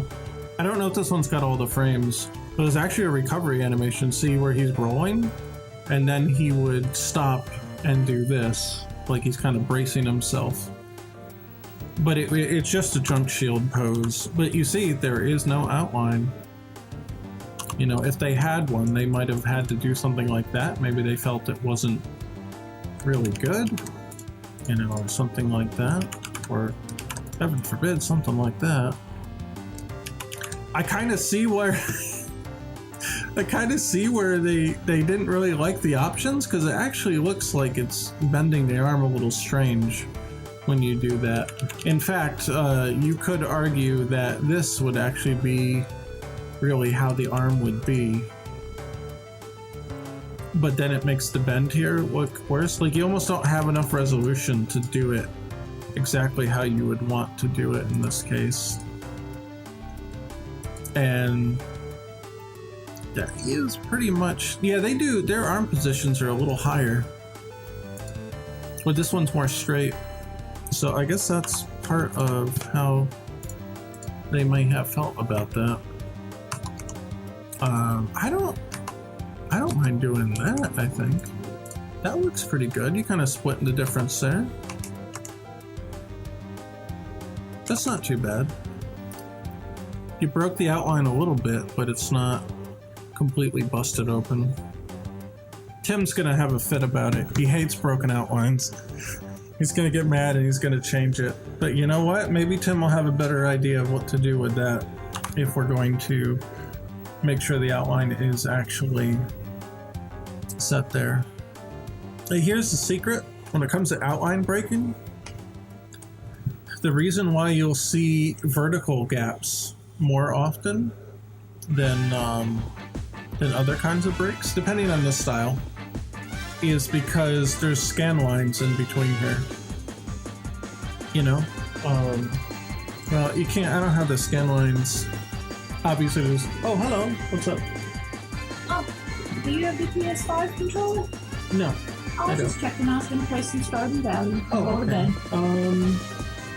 I'll just look I actually don't know where it is. I probably left Might it be in my somewhere. nightstand. Might be somewhere in there. Would you like anything, like an Italian cream soda? That actually sounds really good. Okay, I'll go make it. Because I forgot to eat dinner. Oh, okay. Love you. Thank you, love you. Yeah, that was my wife. She treats me good. Normally there's like a scan line in here, so I'm just gonna take a quick screenshot to illustrate this. And this is exactly... Whoa! I accidentally locked it. That's funny. Alright, well you can't see... You should not be able to see my password. Oh, you can't! It's blacked out. Oh, Xfoot's smart. You actually can't see what it was. That's cool. Okay, thank you, XSplit. I was about to change the thing so you couldn't see the length of the password or the whatever it was.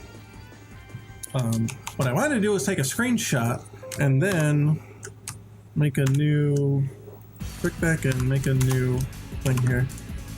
So the reason why the vertical breaks work more or work better, and sometimes you'll see them more often in pixel art, is because of the scan line. So when you, oh yeah, you know what? Hold on. Let me do this a little more professionally here. So let's make a new layer on top, and do we want to do just 2? I think that'll be too thin. All right, we're just gonna wing it and adjust on the fly.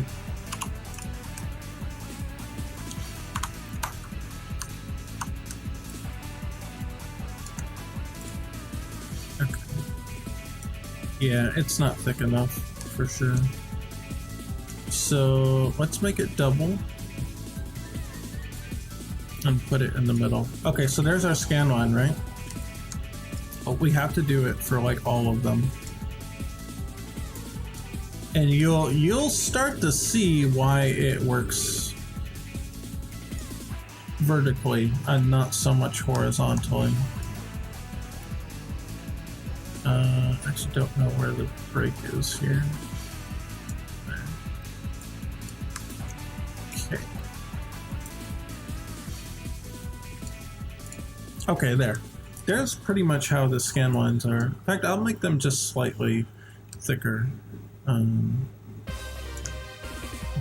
And then let's bring them back to center here. Okay. Here's how the scan lines work. Or kind of how they manifest when you see them. So here, like this. If you break an outline horizontally, here, this scan line kind of fills in the gap for you. Your brain kind of sees that there's kind of a line. It's a scan line. There's a line here being drawn, and your brain kind of connects it in a way that looks like this. It kind of merges in your brain that this is part of the line. Now, this is an effect that you're only getting on a CRT, or if there's a scanline filter in the game. Excuse me. But most people don't play the old games like that. They'll play them with the filter off.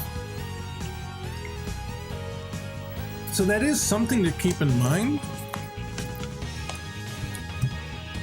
You know? So if like this pixel, if we wanted to say we wanted to do the outline break here instead. You know, now you see, you can really see the gap there. You can really see the gap there. Like your brain does not fill that in at all. You can just tell by looking at it, right? There's no imaginary line here. It's just blank. And if we go back, now, see, it looks like a line because that scan line is bridging the gap for you. So you might see some old games that you'll see that and you'll be like, okay, they were probably aware of that because that's all the games were made for CRT back then. You know, that's just how it goes. These sprites were made to be viewed on a CRT, whether it was the arcade or the Super Nintendo, that's what you got. So you'll see some sprite artists will be cognizant of this effect, and you'll see a lot of horizontal breaks, but you might not see vertical ones, or at least they may try to avoid it. Now, and that's for like hard outline breaks, but you'll get stuff like this where this is dark enough that this sort of reads like a whole outline. but the lighter a pixel is, the bigger it looks. So it's a volume thing. These pixels look smaller than these pixels. So when you look at it from far away, there's a bit of a shape going on there. This actually looks thicker than this does. So you get that kind of effect out of it. Hello. Thank you. You're welcome. Oh boy. See if you like it. I made it less sweet. You made it less sweet? Okay. Yours actually wasn't so bad, the one you made earlier. Oh, that's a little less sweet than that. That's fine. Okay. That's fine. All right, That's good for me on average, though. Thank you. Love you too. Bye-bye. Italian cream soda. Basically, she started making these on her own. She had them at some kind of cafe or something, and they were really good. It's got heavy cream and carbonated water, just like what do they call it? Sparkling water, whatever. It doesn't have any sugar in it. It's just the carbonated water that's in like soda or pop, whatever you want to call it. And then you put the heavy cream in it, and then she has some syrup she ordered off Amazon or whatever. It's like a raspberry sweetener syrup or something, and mix all that together. It's really good. I can't have too much of it. I'm trying to make the diabetes go away, but I really haven't had anything in a while, so this actually might pep me up, which is good. But I was actually at the doctor yesterday, and they said that it's looking really good, like it's going away kind of thing. So I'm doing the low carb thing. Obviously this is not low carb, but it's not enough to break my limit for the day, and at least not this much. And she put less sweetener in the syrup or whatever. So, but I did look at the bottle, and it's pretty close to my daily limit of sugar, right, in one thing. But sugar is carbs, so it's close to my daily limit of carbs just to have this. But I only ate one thing today, which I shouldn't be doing that either. So here's the weird thing about diabetes. People are like, okay, well, you can't have the sugar because like that'll put you in your... I'm not at the point, definitely nowhere near the point of having like a diabetic coma or whatever. I was just like a level 1, maybe not even like a level 0.5. But the thing about blood sugar problems is it goes both ways. Both one in that, like, if you drink something sweet or eat like a little piece of candy or something, it can raise your blood sugar quickly. But the other problem is that it can go down quickly. And when it does that, guess what you need to do to raise it quickly? So it kind of sounds weird if you don't really know about that, but some diabetics will keep like candy on them. The ones that have it really bad, like I don't have it really bad, but the ones that have it really bad, they keep a little piece of candy on them, so if they start feeling a little like they've dropped too low, they can check their blood sugar and be like, oh, it's low. They eat the piece of candy to shoot back up to where they need to be. But they've got to kind of know how much of that they can eat to kind of get where they need to go. So it's usually just like a little piece of candy or something. So this is actually probably good for me right now because I kind of forgot to eat, and you're not supposed to do that. It's really bad if you forget to eat and you've got blood sugar problems, because you can go low. Again, you have the opposite problem. Along with the going high, you have low. And if you don't eat steadily and you don't eat the right things steadily, you can drop pretty quickly, which I'm kind of like, I'm getting out of it now, so I don't think it really affects me all that much, but this can kind of bring me back to where it was. So hopefully it doesn't get worse. There is a chance that as I age, that the diabetes will get worse, and my father has blood sugar problems, so it's probably a genetic thing. We'll see. Until that point, I'm getting better, so I'm happy about that. This is really good. Oh yeah, and I got the Kingdom Hearts cup. She got me that one. I don't know if you can see it. Let me put the full camera up here. Okay. Yeah. Kingdom Hearts 2. That's my favorite. Cheers. There, that one. Man, I need one of them Stream Decks. I just pressed a damn button and have it switch for me, but I'm too poor for that. We got the poverty stream here. I gotta use the mouse like everyone else. Well, a different mouse. It's this mouse. Anyway, so that little pixel art lesson over. I guess this is kind of probably about as good as it's gonna get for now. I still don't really like it.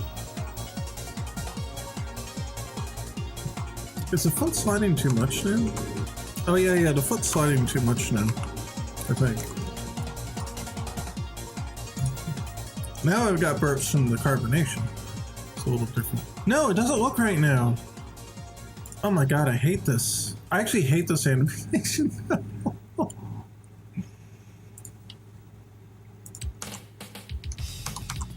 It's so weird.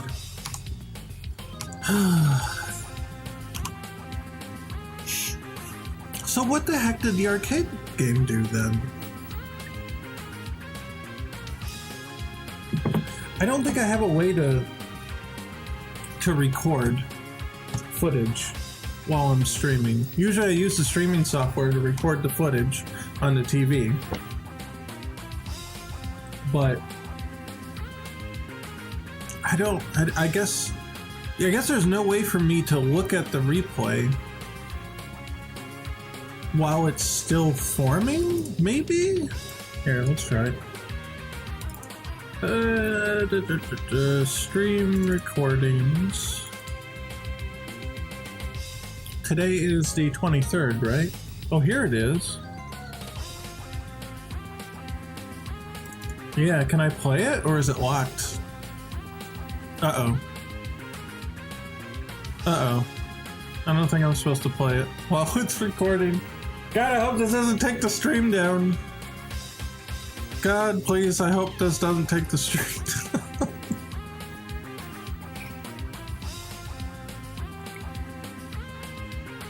Oh, it's broke. It broke. Okay. Whoa! Oh, is it me? Oh my god, it worked. It just took 8 years to load. Actually worked though. I don't need to be hearing the audio. We actually could take a look at the what they actually do in game. Okay, all right. Fair enough. I'm trying to open it in VLC, but the menu keeps closing because it keeps updating the file. That's funny. Okay, let's try it. Screw it. Let's try it.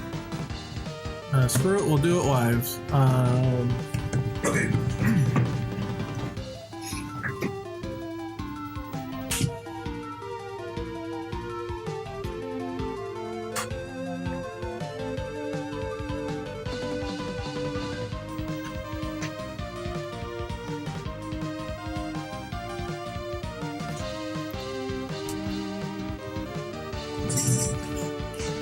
Make sure I'm not running over wires. No, I did. I ran over it. Come on. Okay. Yeah. All right. Let's do it. Let's do it.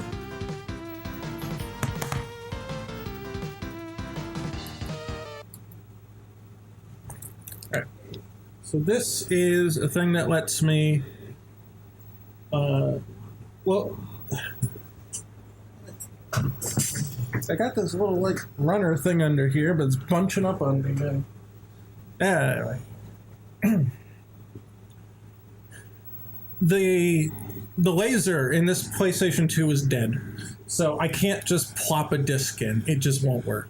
So what I did is I modded it to be able to load image files off of, believe it or not, a network share, which is crazy. So the PS2 Slims have a built-in Ethernet port, which makes this like super easy to do.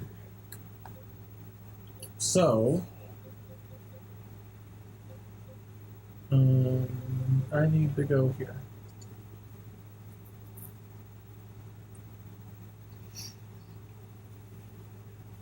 As long as I didn't break it while rewiring the whole office today, it should work.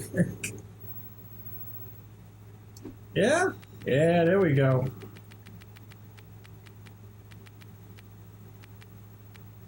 So we're going to check.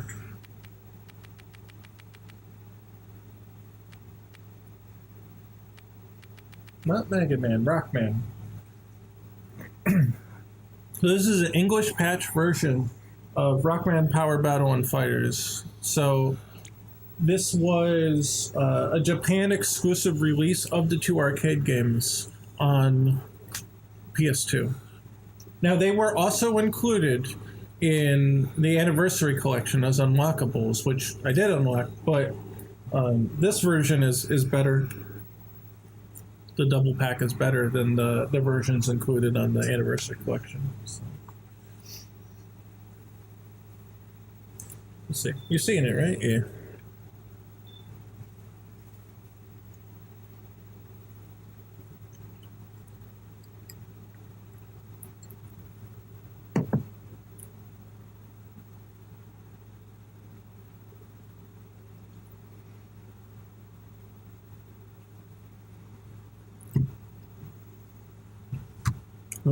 Oh, chat's fallen. Chat's fallen. Here, bring it over here.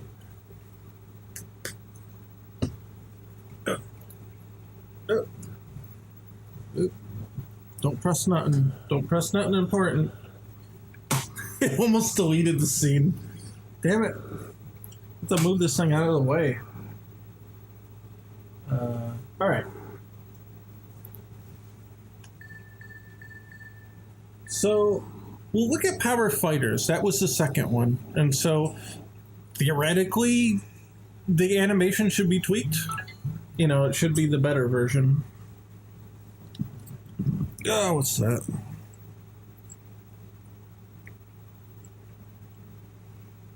Okay, just making sure it wasn't my wife.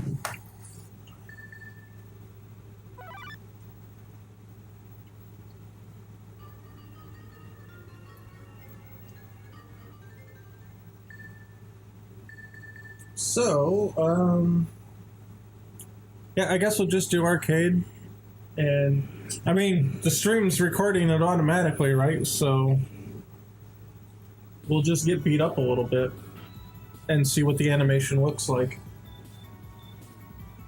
I guess it doesn't matter which one. Let's see.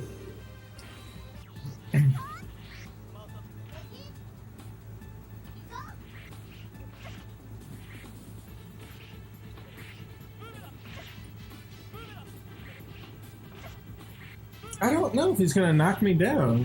Does he have an attack that can knock me down? Maybe not. Let's see. I'm invincible for too damn long. Okay, well, we'll just get rid of him then and get to a different boss that might actually be able to do something. To see how he gets knocked down. Yeah, that's what I was thinking. Gutsman, if he throws something at you, might actually knock you down. Oh, that attack might have done something. But he didn't actually hit me. There we go! Oh, he didn't do it? I didn't see it happen. Here, now that he's low health, he might continue to do it. Go ahead, hit me. Hit me. Do it! Do it!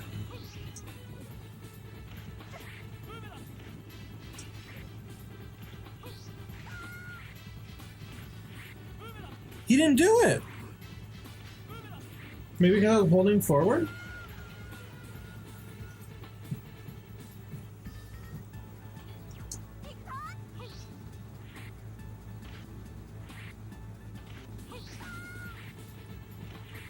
No, he just gets up normally when you do it. Maybe only the first game has it? Weird.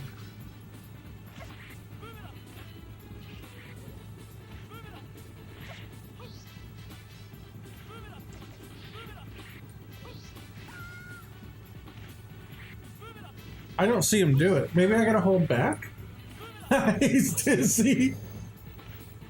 Maybe if I hold back when it happens. Oh, I'm dead. Okay. We'll try again.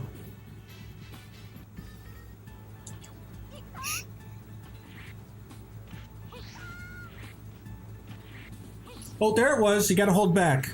Gotta hold back. I saw it. I saw it. Let's get one more one. Maybe, hopefully not in the corner this time.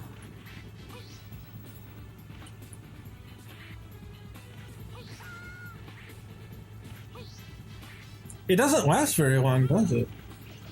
Okay. Weird. I want to try one more thing. And do one in the first one. The first game. Instead of the second. Let's try that.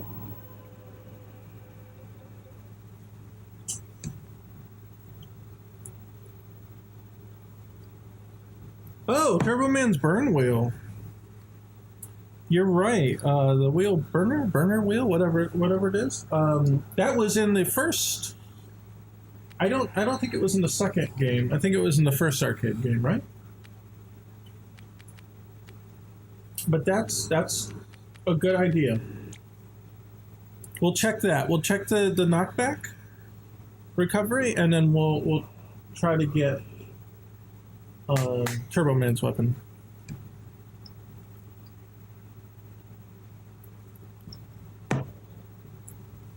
But yeah, if you've got an old PS2, you know, like the thin one, you got a thin PS2 and it doesn't read discs no more, look into this open PS2 loader.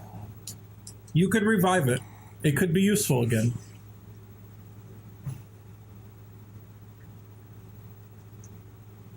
And then you can play imports too, so, you know. Obviously, this is not, it was never released in America, so. But this is an American PS2. Alright, do the Mega Man 7 one. I'm pretty sure this is the one. Yeah, there he is. Alright, so two things. One, we want to see about the knockback animation.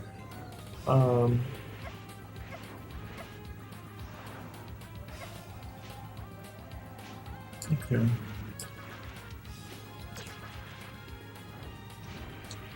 Oh. We have to avoid. Oh, there. Yeah, wait. I want it. Oh, I didn't.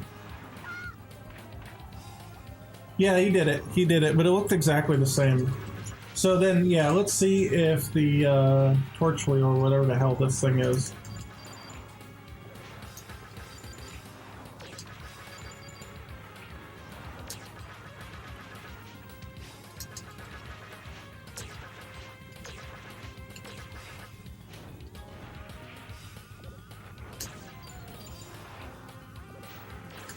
I have a feeling it's not going to use the animation. I don't know why, I just got that feeling. I hope it does, though.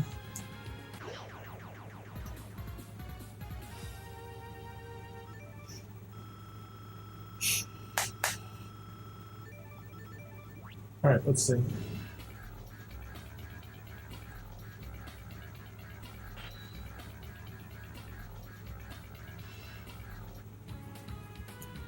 Oh, it doesn't even show you. Alright, well, we'll use it on somebody.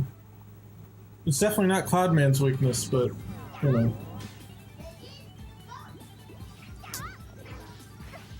He doesn't do anything! Doesn't have any animation! That's actually kind of hilarious, but also disappointing. It doesn't have any animation at all. Okay, well, nuts to that then. I'm actually really surprised by that. I figured they'd give him something, at least shoot or something. I don't know, man. That's really funny, though.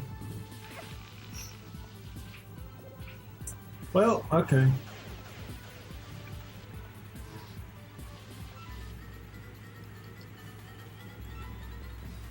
I'll just let the countdown go down. We can get back to the thing. Yeah, I was gonna say, we really gotta look at that heavy knockback now.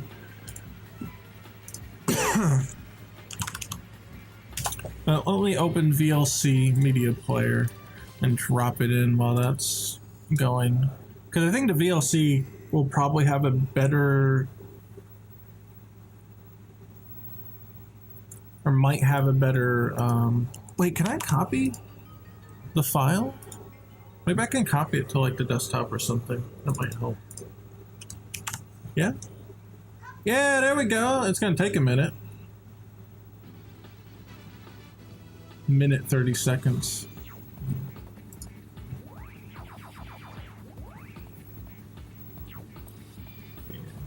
Alright.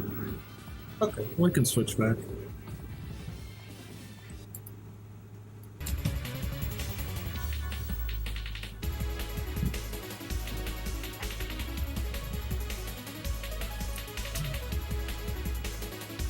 Alright. Okay, just checking the battery on the camera. It doesn't charge right on this USB cable. I have to get a different one. But I couldn't use the same one because it's too far away.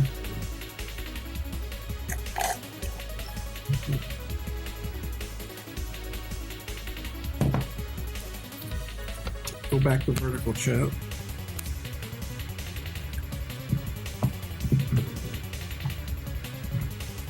There. Yeah, move it over a little bit. It's easier to see. There we go. Alright.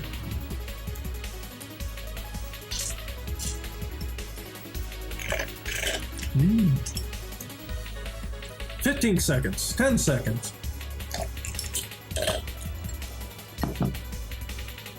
Five seconds. Okay, then what I'm gonna do, I'm gonna actually use my video editing program, wherever it is, this one.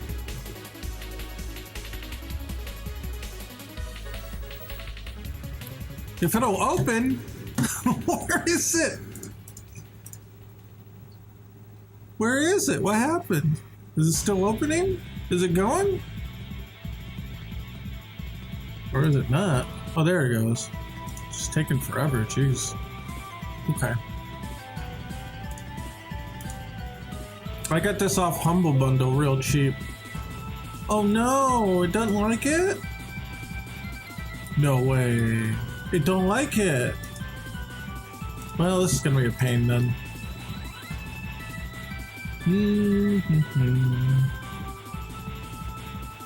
We'll open with Zoom Player. It's usually pretty good about this kind of stuff. Hey, it's me! It's me inside me, Inception.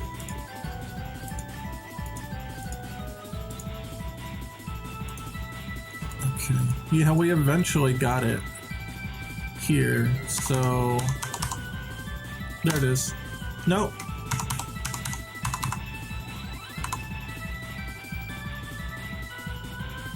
Oh, that's when I died.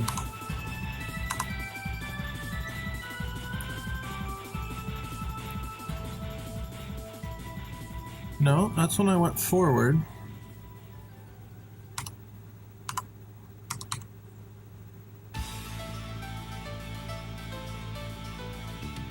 I died again.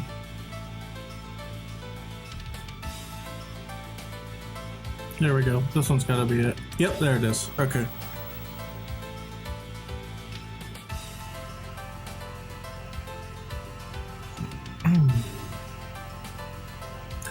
His front foot does not move at all. He slides all backwards.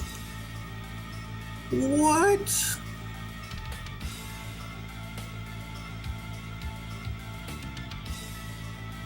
It doesn't look like they use the other frame at all either. It's wide stance and then nothing. Bro, I'm more confused than when we didn't look at it. What in the heck? Okay, well, whatever. We'll do it. So they literally said foot doesn't move. Can you imagine? I can't believe this is actually what they did. Oh my god, it looks terrible. There's no way. So they didn't use that last frame though. I think they went straight into this one, so they didn't use this. Yeah, they kind of just did that. Maybe it was hidden in the flicker? Maybe. Maybe. Well, if it was me, I would do it. I don't know. I guess I would do it like that.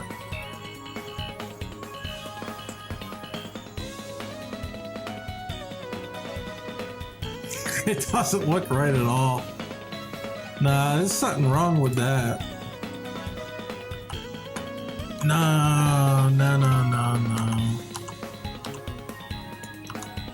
There's something wrong about that. There's something wrong. I don't think it works.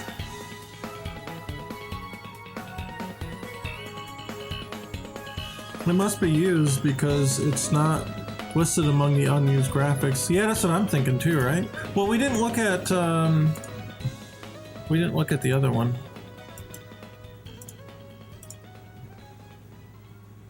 It was right after this. Right? Oh no, that's when I was trying to kill him.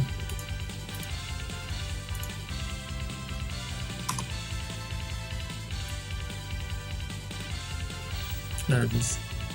Yeah, okay.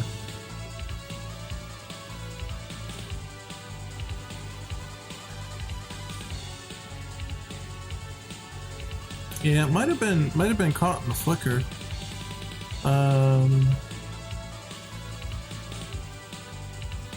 Yeah, and it goes to the one that's not spread out very wide. But you do see the interframe here does spread out very wide, so or is it just the frame between here and here? No, it actually shows.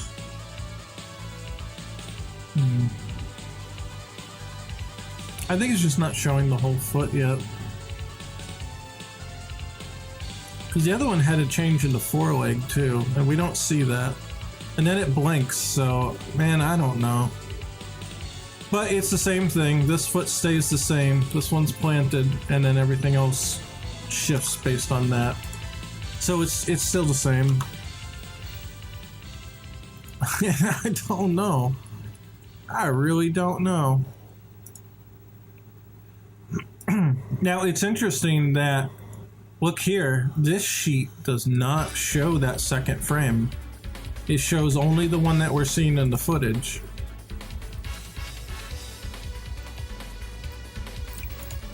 But I've got more sheets than that, right? Wait, this one only shows this one? Oh, you know what? I know what happened, I think. I know what happened. Power Fighters has this one. Power Battles has this one. And I said, oh, they're different. I put them both in the sheet. That's what happened. So they're not actually used in an animation like that. It's just they're different versions of the same frame for different games. So Power Fighters said, we're gonna spread the legs out more. Power Battles has the legs closed. I looked at those and said, well, that looks like two different frames to me. I'm gonna save both of them onto my sheet, and now 6 months later I'm looking at them like, oh, that's an animation. Yeah. Not knowing that, yeah, it's probably not meant to be an animation. That's what happened. All right, mystery solved. In that case, in light of that, I feel like we just need to pick one and then do the Mega Man 7 thing where we just do this on one frame. We just scrunch them down to one frame. So that's my bad. I confused myself for 20 minutes because I forgot what I was doing. Or more than that, maybe.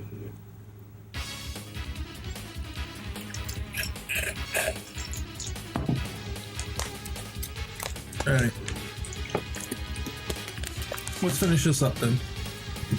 So what we need to do, we need to pick whichever one we think is cooler, and I think that one looks cooler. So first, we need to pick one, or we need to see where this thing needs to be, where this thing needs to go. What looks better? Oop.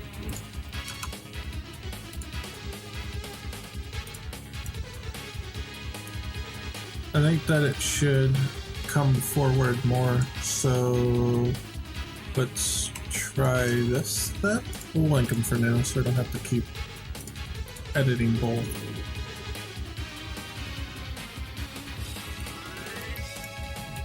Should go back one at least.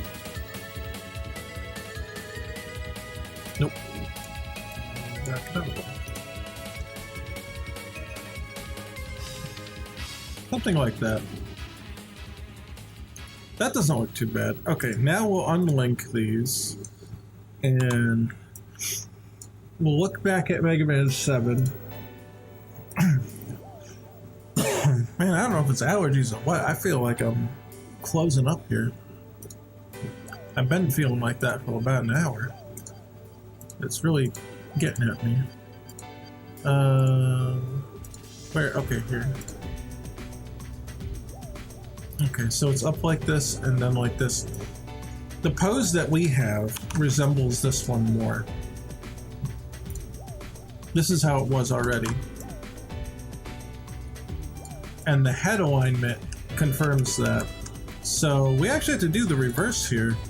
We actually have to pull it up instead of down. And then sort of fill in the gaps here. Something like this, maybe?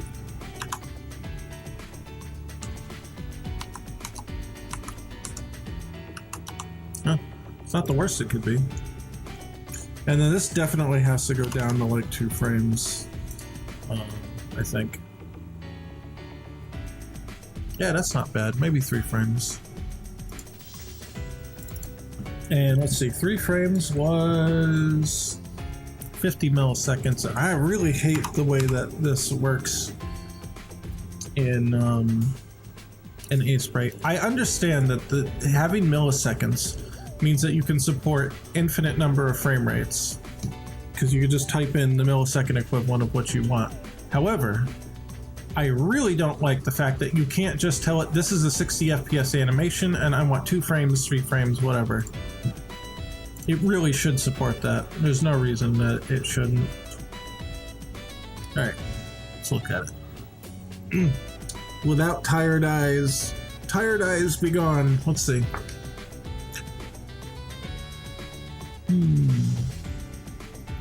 That's pretty alright. Wait, I want to reverse those. Hold on. I was gonna say, it didn't look quite right. I'm gonna reverse these frames so that he goes down first. So he goes down and then pops back up. He's overshooting. That's the technical term. Let's see, 834. This goes to 50. This one goes to 834. There, oh, that looks good. Yeah. Now it looks right. Yeah, he goes down and then up. He overshoots and snaps back up. Yeah, that looks cool. Yeah.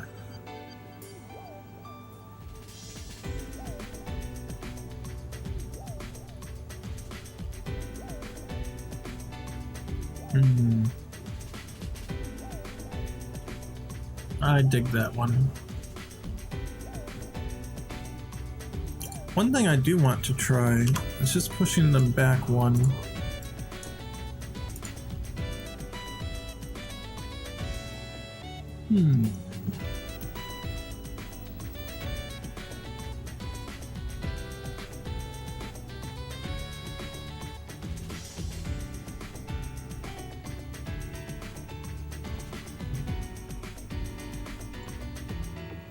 Yeah, tired eyes make it hard to see the frames. The frames are merging together.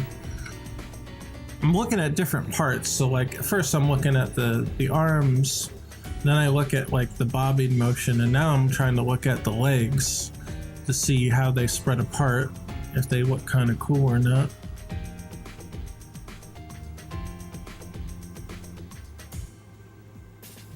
I think it looks all right.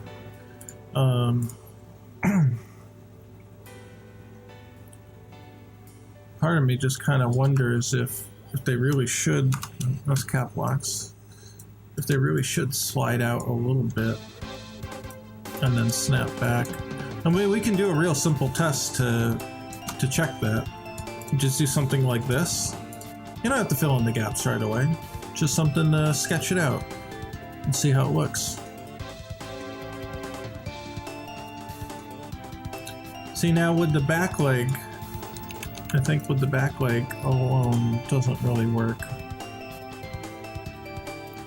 Nah, I don't think the front one works either.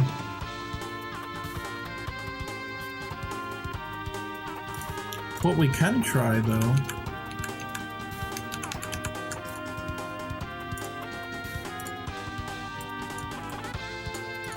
is this. Nah, it looks like it's sliding backwards. Doesn't look quite right.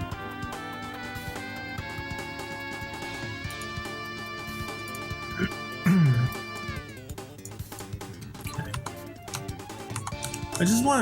I like the fact that there's this, you know, it settles into place here. But I kind of wish there was something more on the, you know, on this part that does it too. That actually looks kind of good. That actually looks kind of good. That's wild. Cause then you can see it's like his knees are moving too, you know?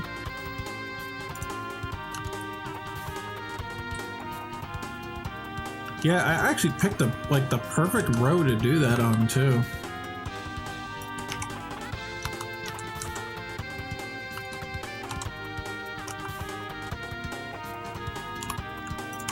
We doctored the frame up just a little bit.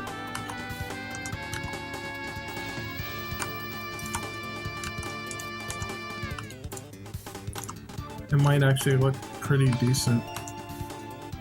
That might actually look pretty cool. Yeah, look at that. How about that? Just a little bit of squishy. A little bit of squishy.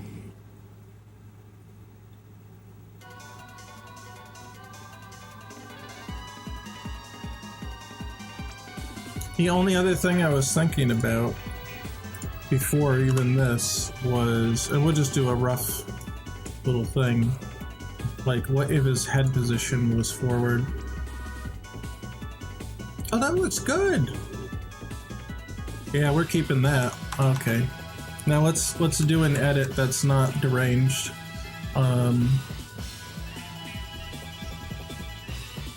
Yeah, I mean, I moved the whole damn torso forward, honestly.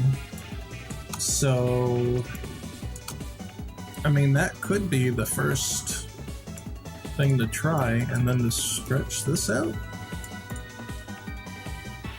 Like it kind of looks a little goofy here, but you know, in motion, it actually gives you a nice little pop back.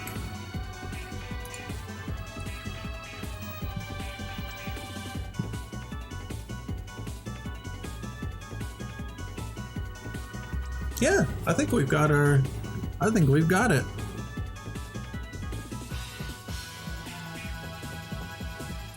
The thing is, with frames that are like this, You know, they're like, well, they're like an in-between frame, right? So you can look at it and you'd be like, oh, it looks a little strange, right? So this frame looks pretty solid. And you look at this one, you're like, there are some weird things about it, but it's kind of one of those things like you're not meant to see this frame. It's just meant to be part of the motion, you know? So I might do this.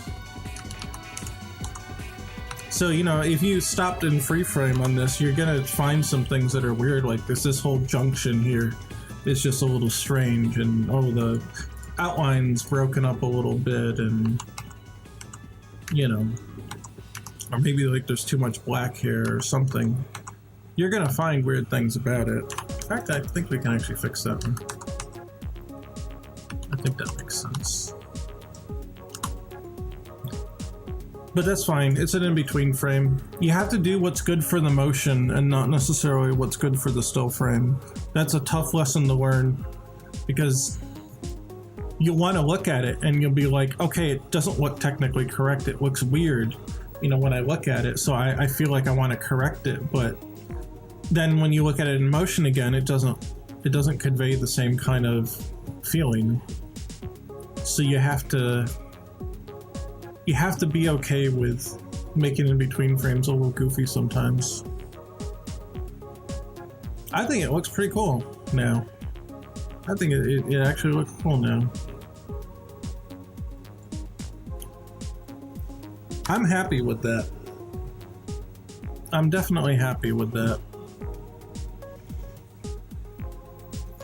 So the next question is there, now that we have confirmed that we're using this frame and not using this frame, is there a way to potentially use this as an in-between, or as a way to get back to idle? You know?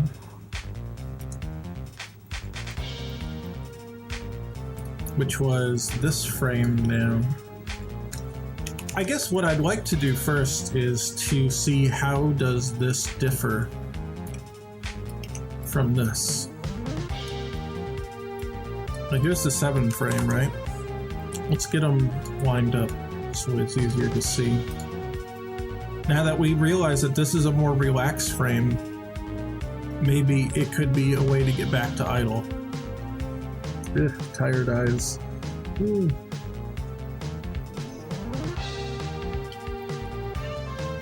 So, I don't know. I don't know.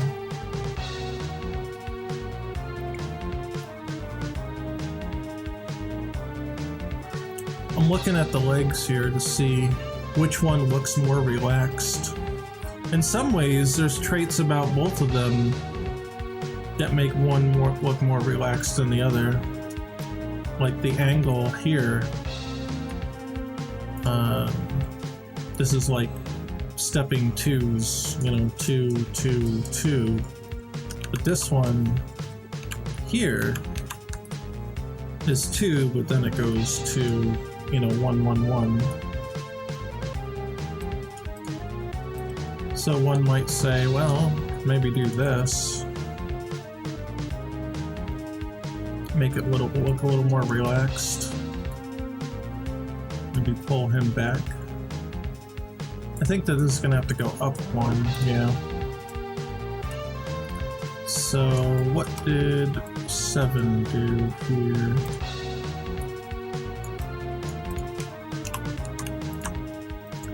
It's got, oh, it just went like this. Alright, we'll fix the shading in a second. I just wanna, yeah, 7 basically did that.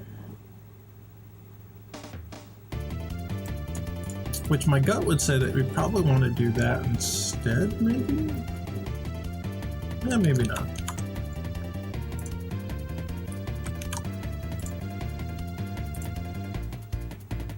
Yeah, then you're basically back here. That's not terrible. Was that what I tried before? Probably. I don't know. Eh, let's do it like this for now.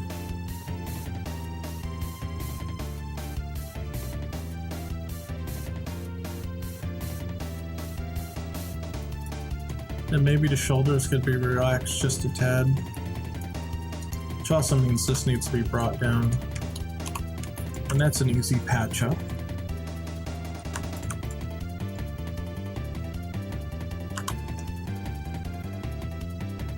I don't know, maybe. You really should do this in the animation and kind of see like how it flows. 6 is 100. That's my guess. And always use the onion skin here. Then you can kind of see how it comes back. So we're gonna have to see how it goes back to idle too. Okay, onion skin off, and then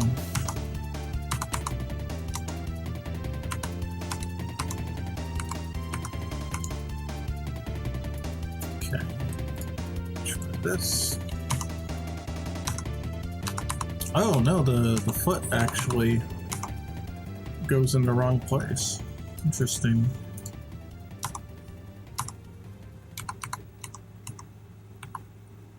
Okay, this is why you have to do it in motion. So you see what's happening here. It's sliding back and sliding forward again. This could go like this. So let's look at this foot. Let's focus on this foot first. Slides back into place.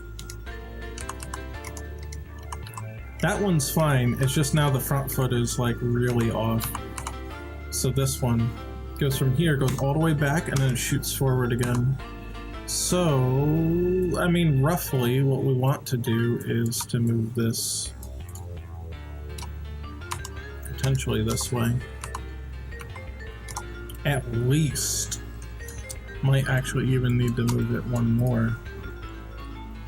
So it goes from here to here to here. The problem now is that it's disconnected from the leg, which we can sort of help.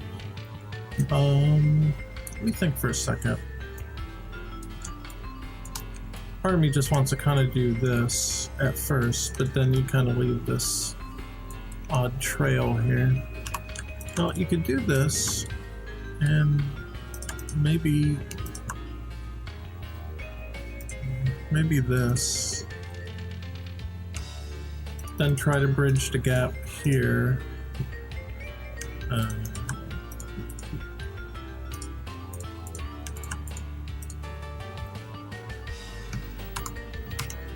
It is an in-between frame, so we might have a little leeway with how it's going to look here.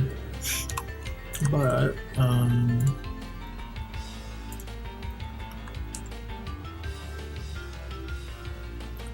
kind of don't like that.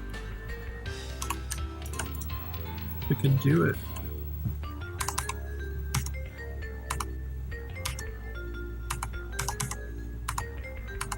Oh, the highlight's all goofy too.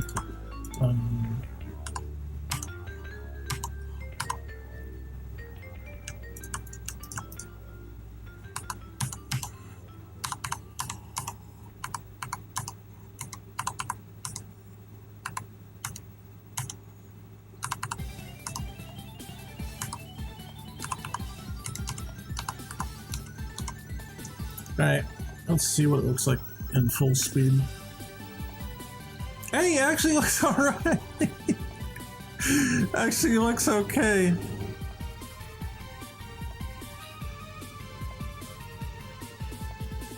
It's perhaps a little slow, so we got 6 frames. If we reduce that to 5 is 84. Let's see what that looks like, right?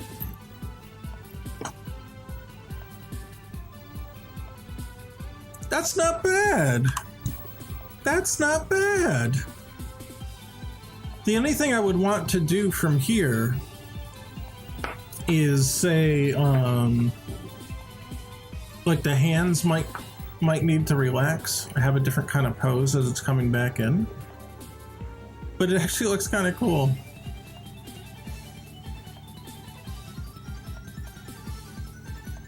Yeah, at least it doesn't just snap back. I do want to try it with 4 frames though, so that's 67.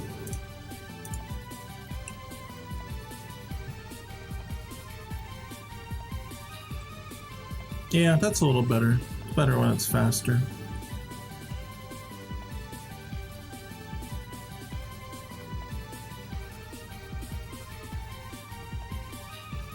That's not bad. That really isn't bad. All right, ship it. So there's no way we can implement it right now. This is pretty much just trying to tie up the loose ends on the sheet of what we haven't migrated over. And yeah, thanks to chat, I actually put this in. I wasn't even considering it because I didn't think there was a weapon that needed it, but it was very good that chat mentioned, hey, this pose looks an awful lot like this pose. So maybe I would have caught it eventually, but apparently not right away. So yeah, that works. That works. So now it needs an air and a ladder variant. Oh man, can you use it while sliding? I wonder if you could use it while sliding.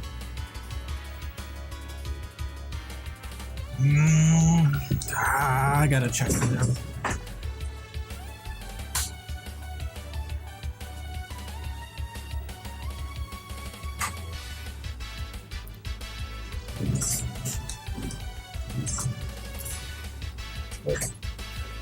I'm on my cord again. The cord used to go this way, so I'm always like checking this way, and then I forget that it's over here. Alright. Ah, crap.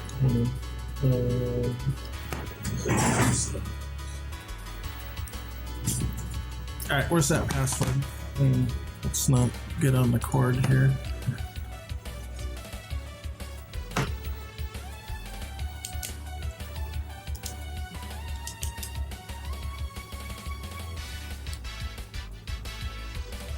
Oh, you can't see it because I'm on the wrong thing.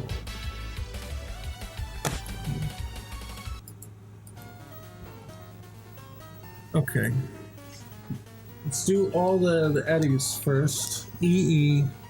There's one there, there's one there, one there, there, and there. Okay. Rush. 1, 2, and then the rest are tangos. 1, 2, 3, 4, 5. CT. That might be it. Says it's okay. Okay.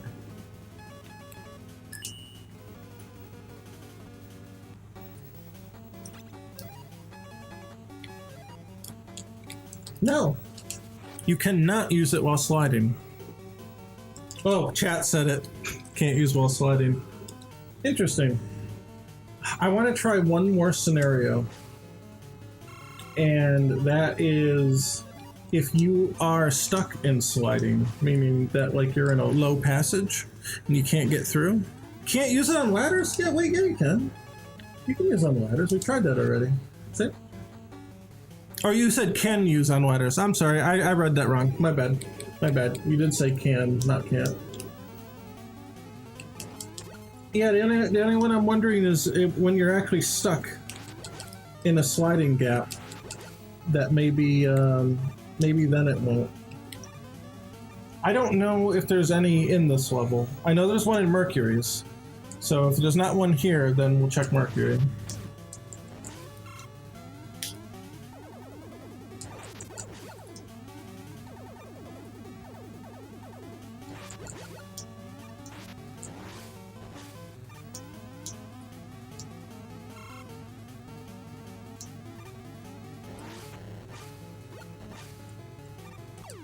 Whoops.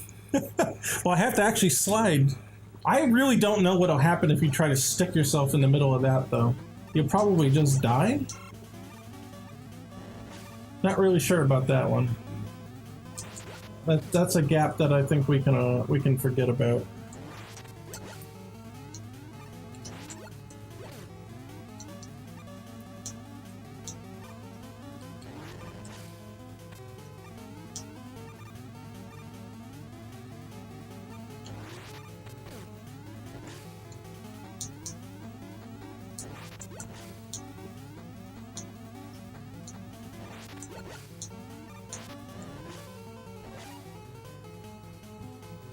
Can't use while sliding gap. Well, you just checked it? Okay, fair enough. Fair enough. Okay, well, that's fine then. I'll take it. Yeah, I'll take it. I appreciate that, by the way. It does save me a little time. Yeah, all right. All right, I'll take your word for it.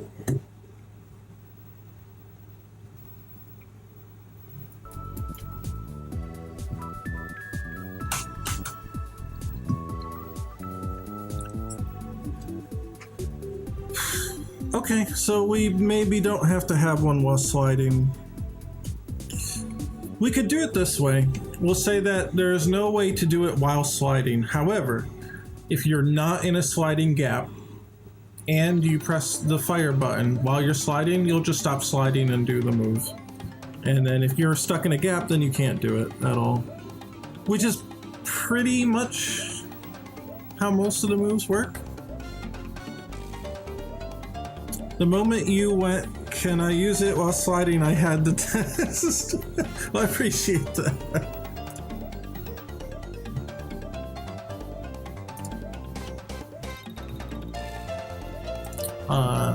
Yeah.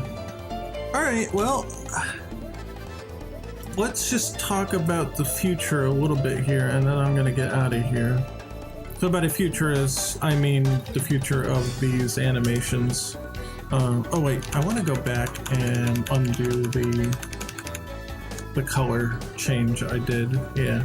So this is my migration sheet. It has migration in the file name. So what I do is I literally just remove the frames that are here because we didn't use them. So they've been technically migrated. So yeah.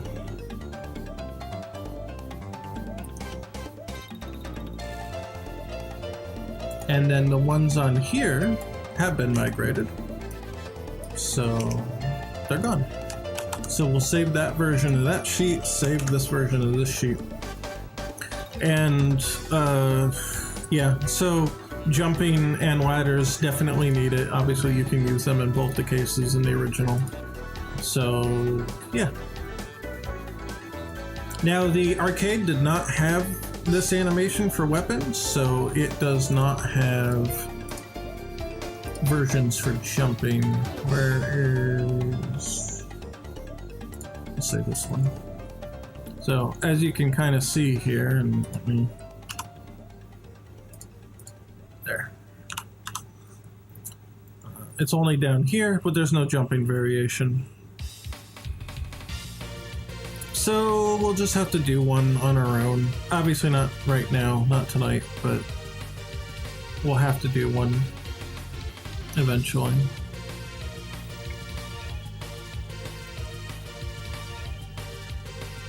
Yeah, it's got the slash claw, but not the junk shield pose, which is actually kind of weird. You figure that this could be used for a whole bunch of stuff, like to use the shield. Right? But if we look at the weapons sheet, now again, these are ripped by people that aren't us, so there could be potentially some errors or corner cutting, but you know, you would think that if they were going to use that pose anywhere, it would be the shield weapons, right? And here's like actual junk shield, I think. Or is this Dustman's weapon? This could be Dustman's weapon. Could be Dustman. Junkman is in one of the games. He's in the first one, but I don't see it. PB Weapon 1? PB 1? PB Weapon 2? That's this one. This could be Junk then. But Dust was also in Power Battles. PB Weapon Sheet 3? Actually, not really sure. Oh, this is Junk Shield. This is Junk Shield, and you can tell, I think, by the color. Junk Shield was a dark color in Mega Man 7, and this one's lighter. This is more like the Dust. It's using the same sprite though, which is really funny, but I'm pretty sure this is the Junk Shield one. So yeah, it doesn't look like it. I don't know. I'm really curious.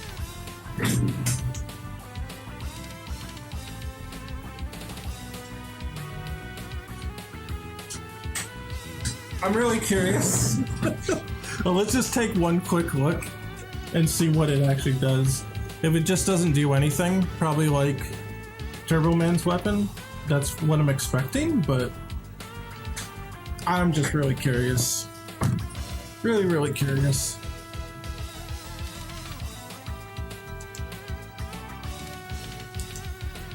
Oh. Switch to music. There. Oh no, it's selected for me. Okay, well, we'll beat Shade Man first, it's fine.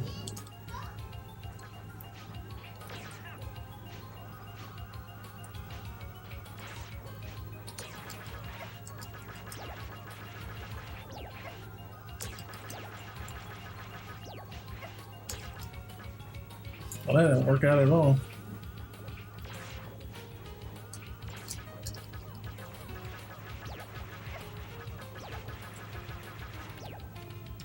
Right.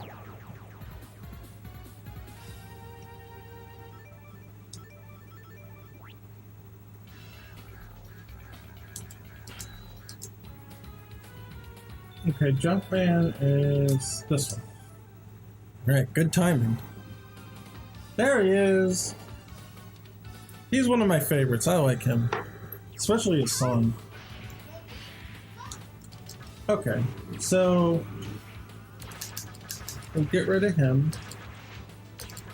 And then we'll see what his weapon's like.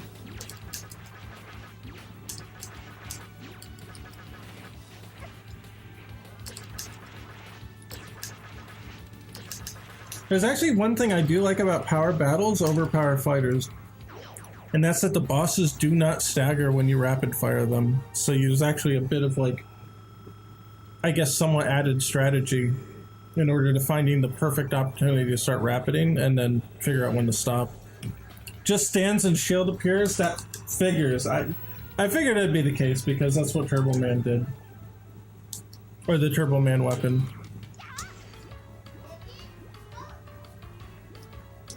Yep. Man, it doesn't even have the cool thing where they like comes in, where it's like actually comes in with them. It's actually kind of lame compared to 7. Oh, and I'm dead. How's that even supposed to help? Yeah, there it goes.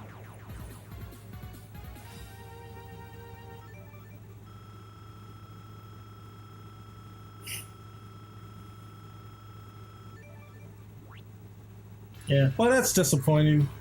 That's about what I figured. Alright.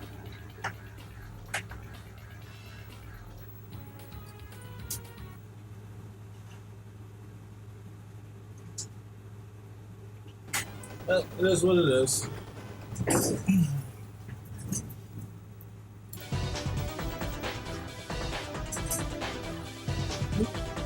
Stupid runner who is... I don't know if that what is it called, a runner? It's a floor mat for your chair. Yeah. Oh, does it say the? I don't know if it's because of the CRT. Like it's got like a rolling image on it. I don't know. Whatever. Anyway. That'll be it for now then, so let's just close these. And we'll look at admire our animation one more time. Whoosh. Yeah. Not bad. Not bad. So, we'll save that. Oh, yeah, I'll show you how to export them really quick before I go. So, you want to hold Control Shift Alt and then press S. And what you want to do is remove the GIF extension on the end and put three zeros and then PNG. And in this case, I think we want to export all frames, so we'll just do that. And then export. Now, I have to turn off some layers and stuff too, but that's just the basic of what you get. See? And then you get the frames here. So what I want to do is turn off all layers that we don't want. And then because we're using a palette system, we need to put the palette to this Abomination palette and do the same thing. It will save the fact that you put that as its name and then just say export and yes and agree. It overwrote all the ones here. So now you see they are the goofy looking ones. But then I go to the sprite texture packer, and because I moved the image, or I moved the file, it did erase the association. However, this gives me a chance to try something I was planning on trying. So let's do this. Okay, we definitely don't need all of these. These are the old ones. So what I wanted to do, let's see, because it's here, it's in the directory before animations, right? Could we just do this? Because this means current directory. One period is current directory. And then the animations? Maybe that'll work. Show me potato salad. Oh, it worked! Oh boy, it worked! Cool. Okay. That actually might be easier to edit the other ones instead of having to like search for folders. What's up, dude? Searchman. Yeah, the Searchman music. That's one of my favorites. I like Searchman. I like his stage, I like him, and I like his music. It's good. Yeah, we were actually kind of just wrapping up, unfortunately, because it's already like, yeah, it's close to 1 a.m. I gotta go. But I just wanted to get him on the sheet here. Yeah, here, see? Here's the poses. They're rotated to save space. This has like its own little algorithm.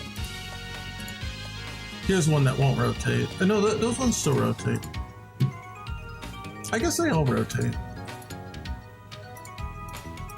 There's no difference between these two? You can turn off rotating if you want, but it takes more space. It can't fit them as tightly. But here you see the frames we made. There's the third one. But we do want to allow rotation to save more space. So a lot of them end up getting rotated. But yeah, then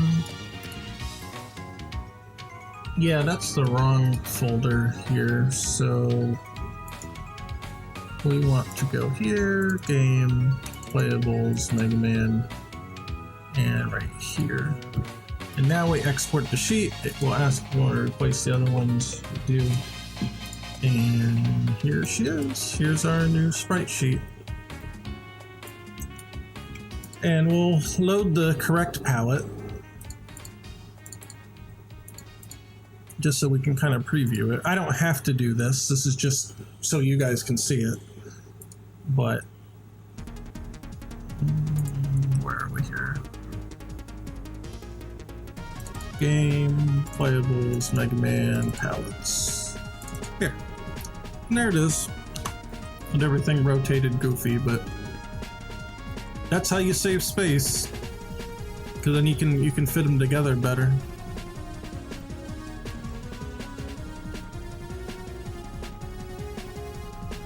I was gonna say, I saw 2 frames. I must have missed the other one. But this is one. That's the startup frame. And all 3 are up here. I'm not sure which one's which. This is the intermediate frame.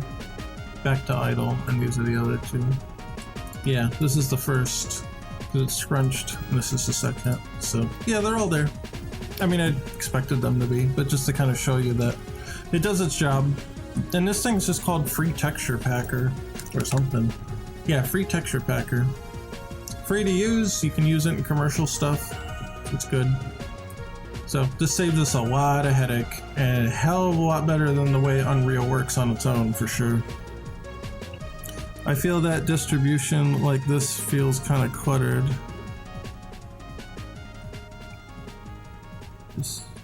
Oh, distributed, not distribution. Yeah, well, it's supposed to feel cluttered.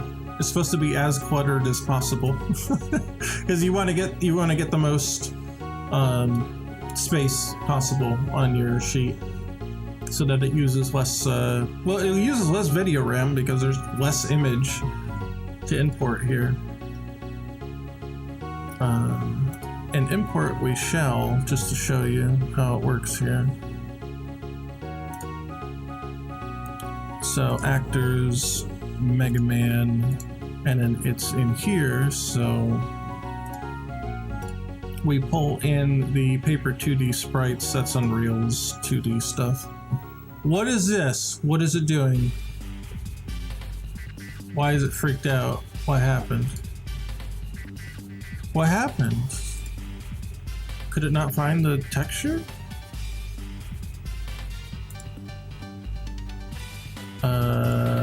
That's never happened before. Okay, I mean, it did import it. There's the frames. So what was the problem? Why did it ask to open something? Yeah, they're here.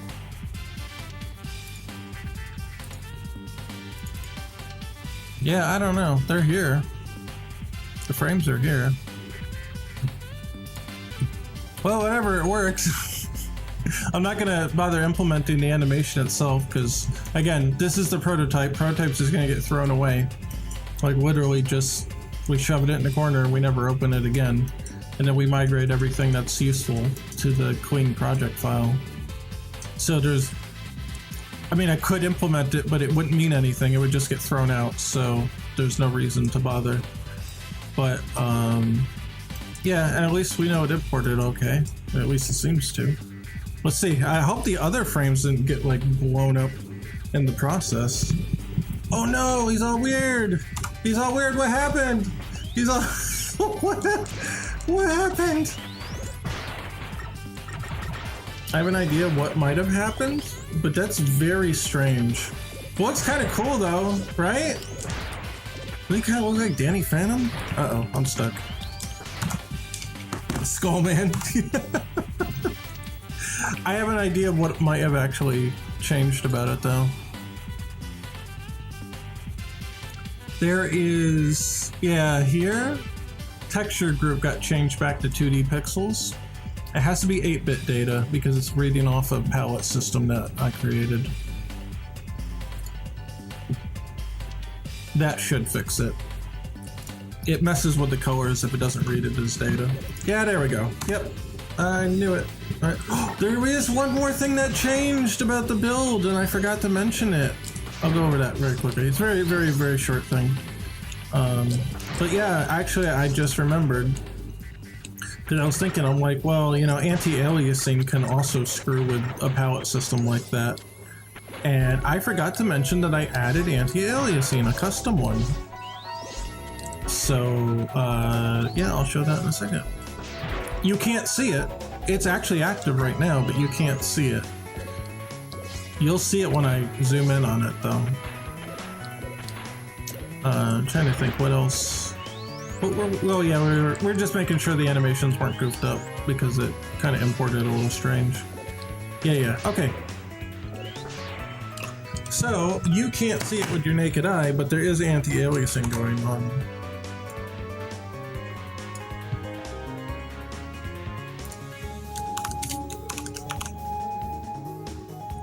It's very subtle, but there is anti-aliasing going on between the pixels, as you can see. So at most, one column or one row is anti-alias. So it doesn't make it blurry. When you look at it, you're like, oh, you don't even see it. It doesn't look blurry at all. But when you zoom in, you can see the anti-aliasing.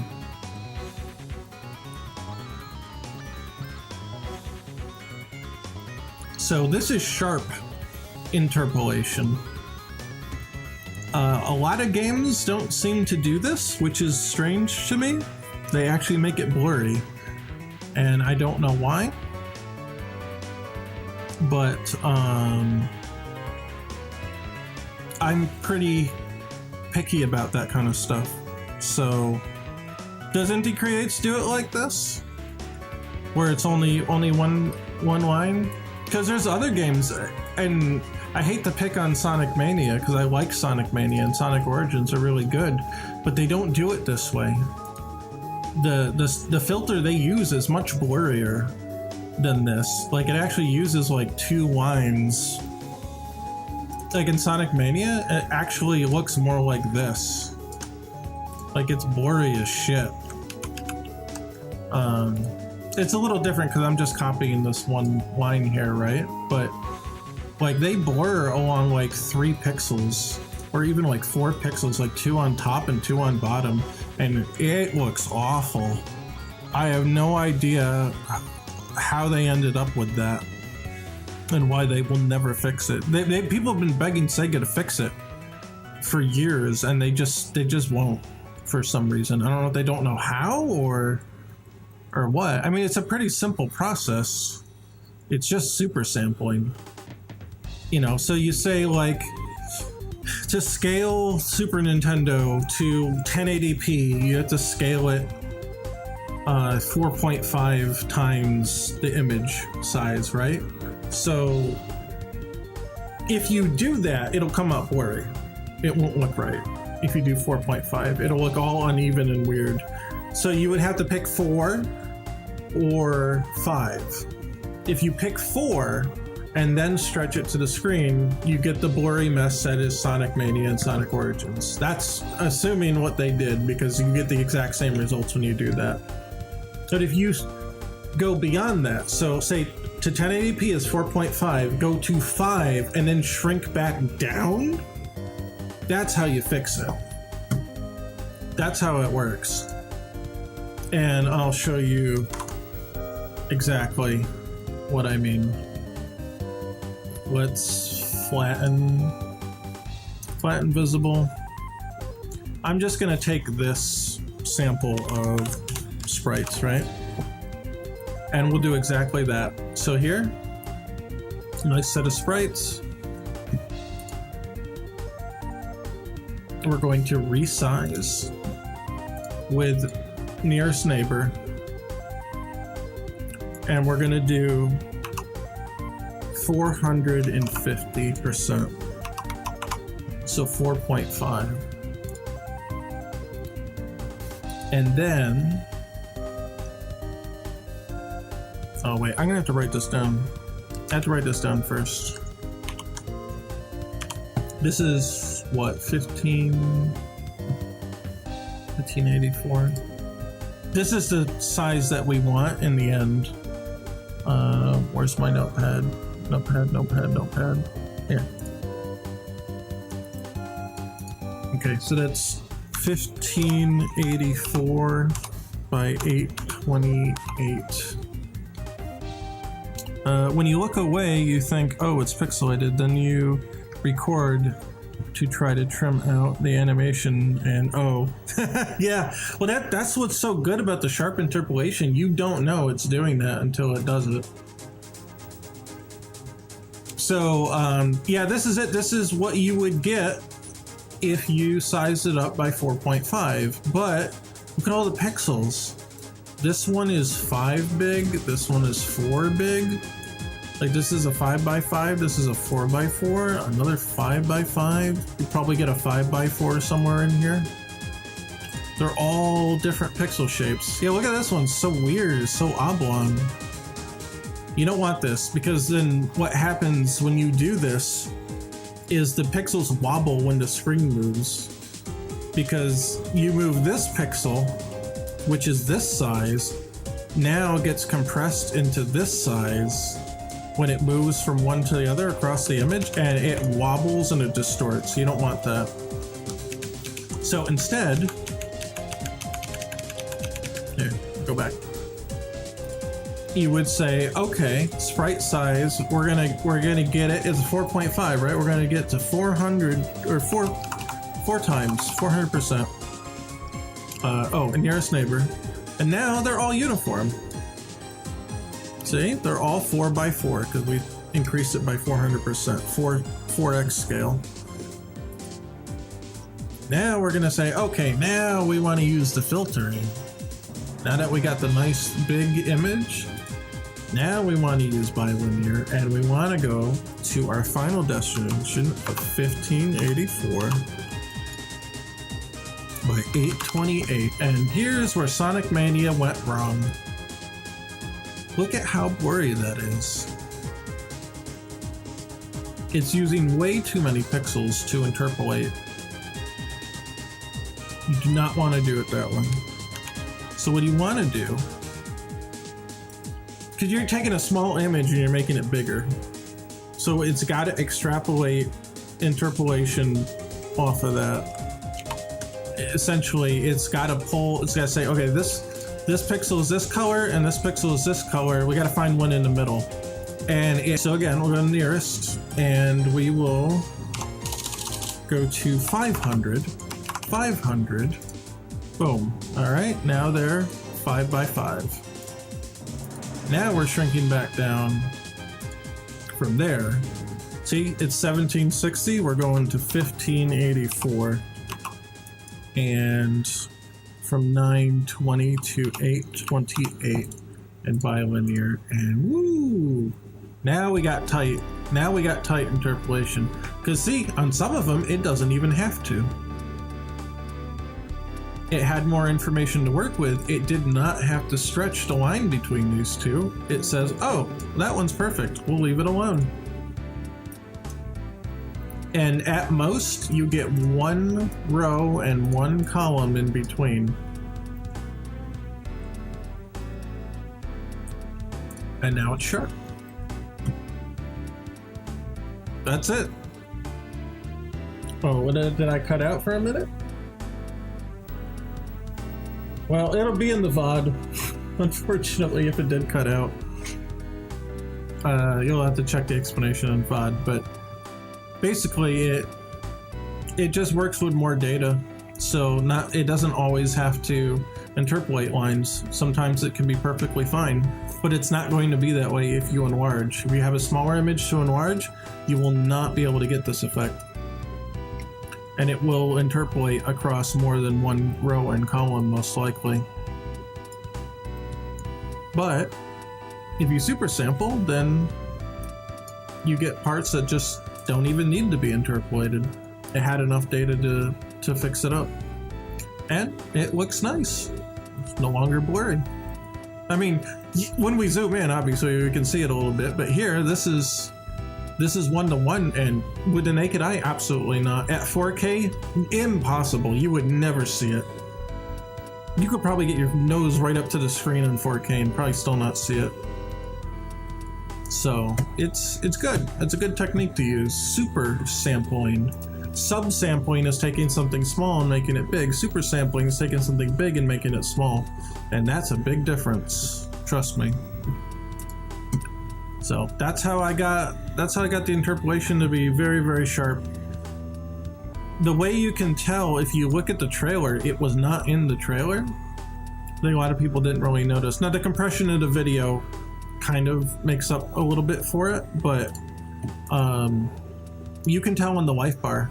The life bar, all the units look very even here. They do not look that way in the trailer. In fact, I'll bring that up so we can see it. It is not right. Let's see. Mark D Wiz on YouTube. There you go. Go to Mark D Wiz on YouTube. That's how you get to me. Type my name in. Okay.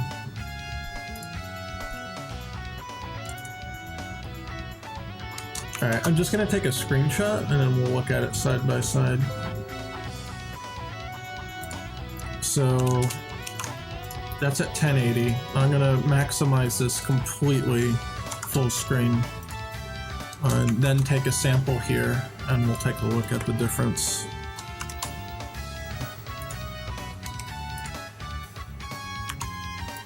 It should be the same size. Yep.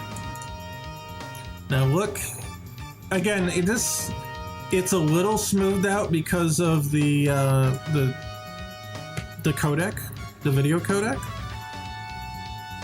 But you can see it. You can see it with the naked eye that some of these rows are not the same size. These rows don't look like they're the same size.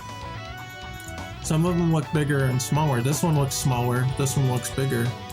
Now let's see. This is 5 high. Yep, and this is 4 high. This is 5, and this is 4 in height. The bars are not even, but look here. They all look even. Because they're being interpolated properly. So, I didn't receive any complaints about it, so I think a lot of people didn't notice, if anybody noticed. But again, part of that's because video codecs do mask it a little bit. Like they do get this little bit of interpolation where it would not have been there in a screenshot. But here, smooth, very smooth. They all look like they're the same. Even though they're technically not. They all look like they are. Like this is technically not the same height. But because it kind of averages out, and when you zoom out you really can't see the blending between the pixels, they pretty much all look exactly identical. I think, yeah, this is 1-to-1. This is how you would actually see it on the screen at 1080. Again, you can see the variant in the size of these bars. You can just see it. But here, nope. Nope. And there's really, you look between them, one doesn't look blurrier than the other. They just don't. So, it's good. It's good technique. And if you make a pixel game, I need to see. If you don't do it, I'm gonna complain. You're on watch now. You know how to do it, so do it. Stretch your image bigger than the screen and then shrink it back down. Super sample. I guess that's it. I guess we're good. So, what was the last thing I did? Oh, I did that. And that. Okay, that's the last step I wanted. Yeah, so we'll be back Wednesday this time instead of Thursday. Of course, now we're in the next day, so it says Friday, but... So Wednesday the 29th at 8 p.m. Eastern Standard Time, hopefully on time this time. I'll try not to screw with the audio stuff on the day that I'm streaming, so that it doesn't make me late. And yeah, we'll do that. And I have no idea what we're going to work on. I'm sure there's going to be stuff to show off. There's, things that have been done throughout the week. A lot of it's planning. But I'm sure we'll have something new. So we'll see. And that's pretty much it. I'll see you guys back then. And let's see. I have a Patreon. I have to mention all the things, right? I got the Patreon. Mark D. Wiz on Patreon. If you want to throw me a couple bucks, it would be very appreciated. Especially after the flood, we're not doing great financially, especially. So every bit helps, can kind of get us back on our feet faster. And I guess that's it. I'm on Twitter. What was I gonna say? My brain's not working. Just kind of pray for me. I'm on Twitter, right? You don't want to be on Twitter right now. I'm still there. It's the place where most people find me, so I'm still there, I guess. We're on Game Jolt. The project is on Game Jolt, and I guess I'm on there too as a creator. So you can look up Mega Man: The Rulers of Space on Game Jolt, and you can find that and follow there, and that gets all the updates too. I post about the streams there as well. There's a Discord. I actually don't think I mentioned this one much. There is a Discord. If you go to my Twitter profile, it'll be linked on there. Like I got a link of stuff. Like you can just look up Mark D. Wiz, I guess. Maybe. I don't know if you can just search servers. I should know this, I guess, but I don't know. I don't know if you can actually just search for it. If not, just go to my Twitter profile and it'll be in there. And I don't know, I guess that's it. So I'll see you guys next Wednesday. And that's all for now. So have a good one and see you.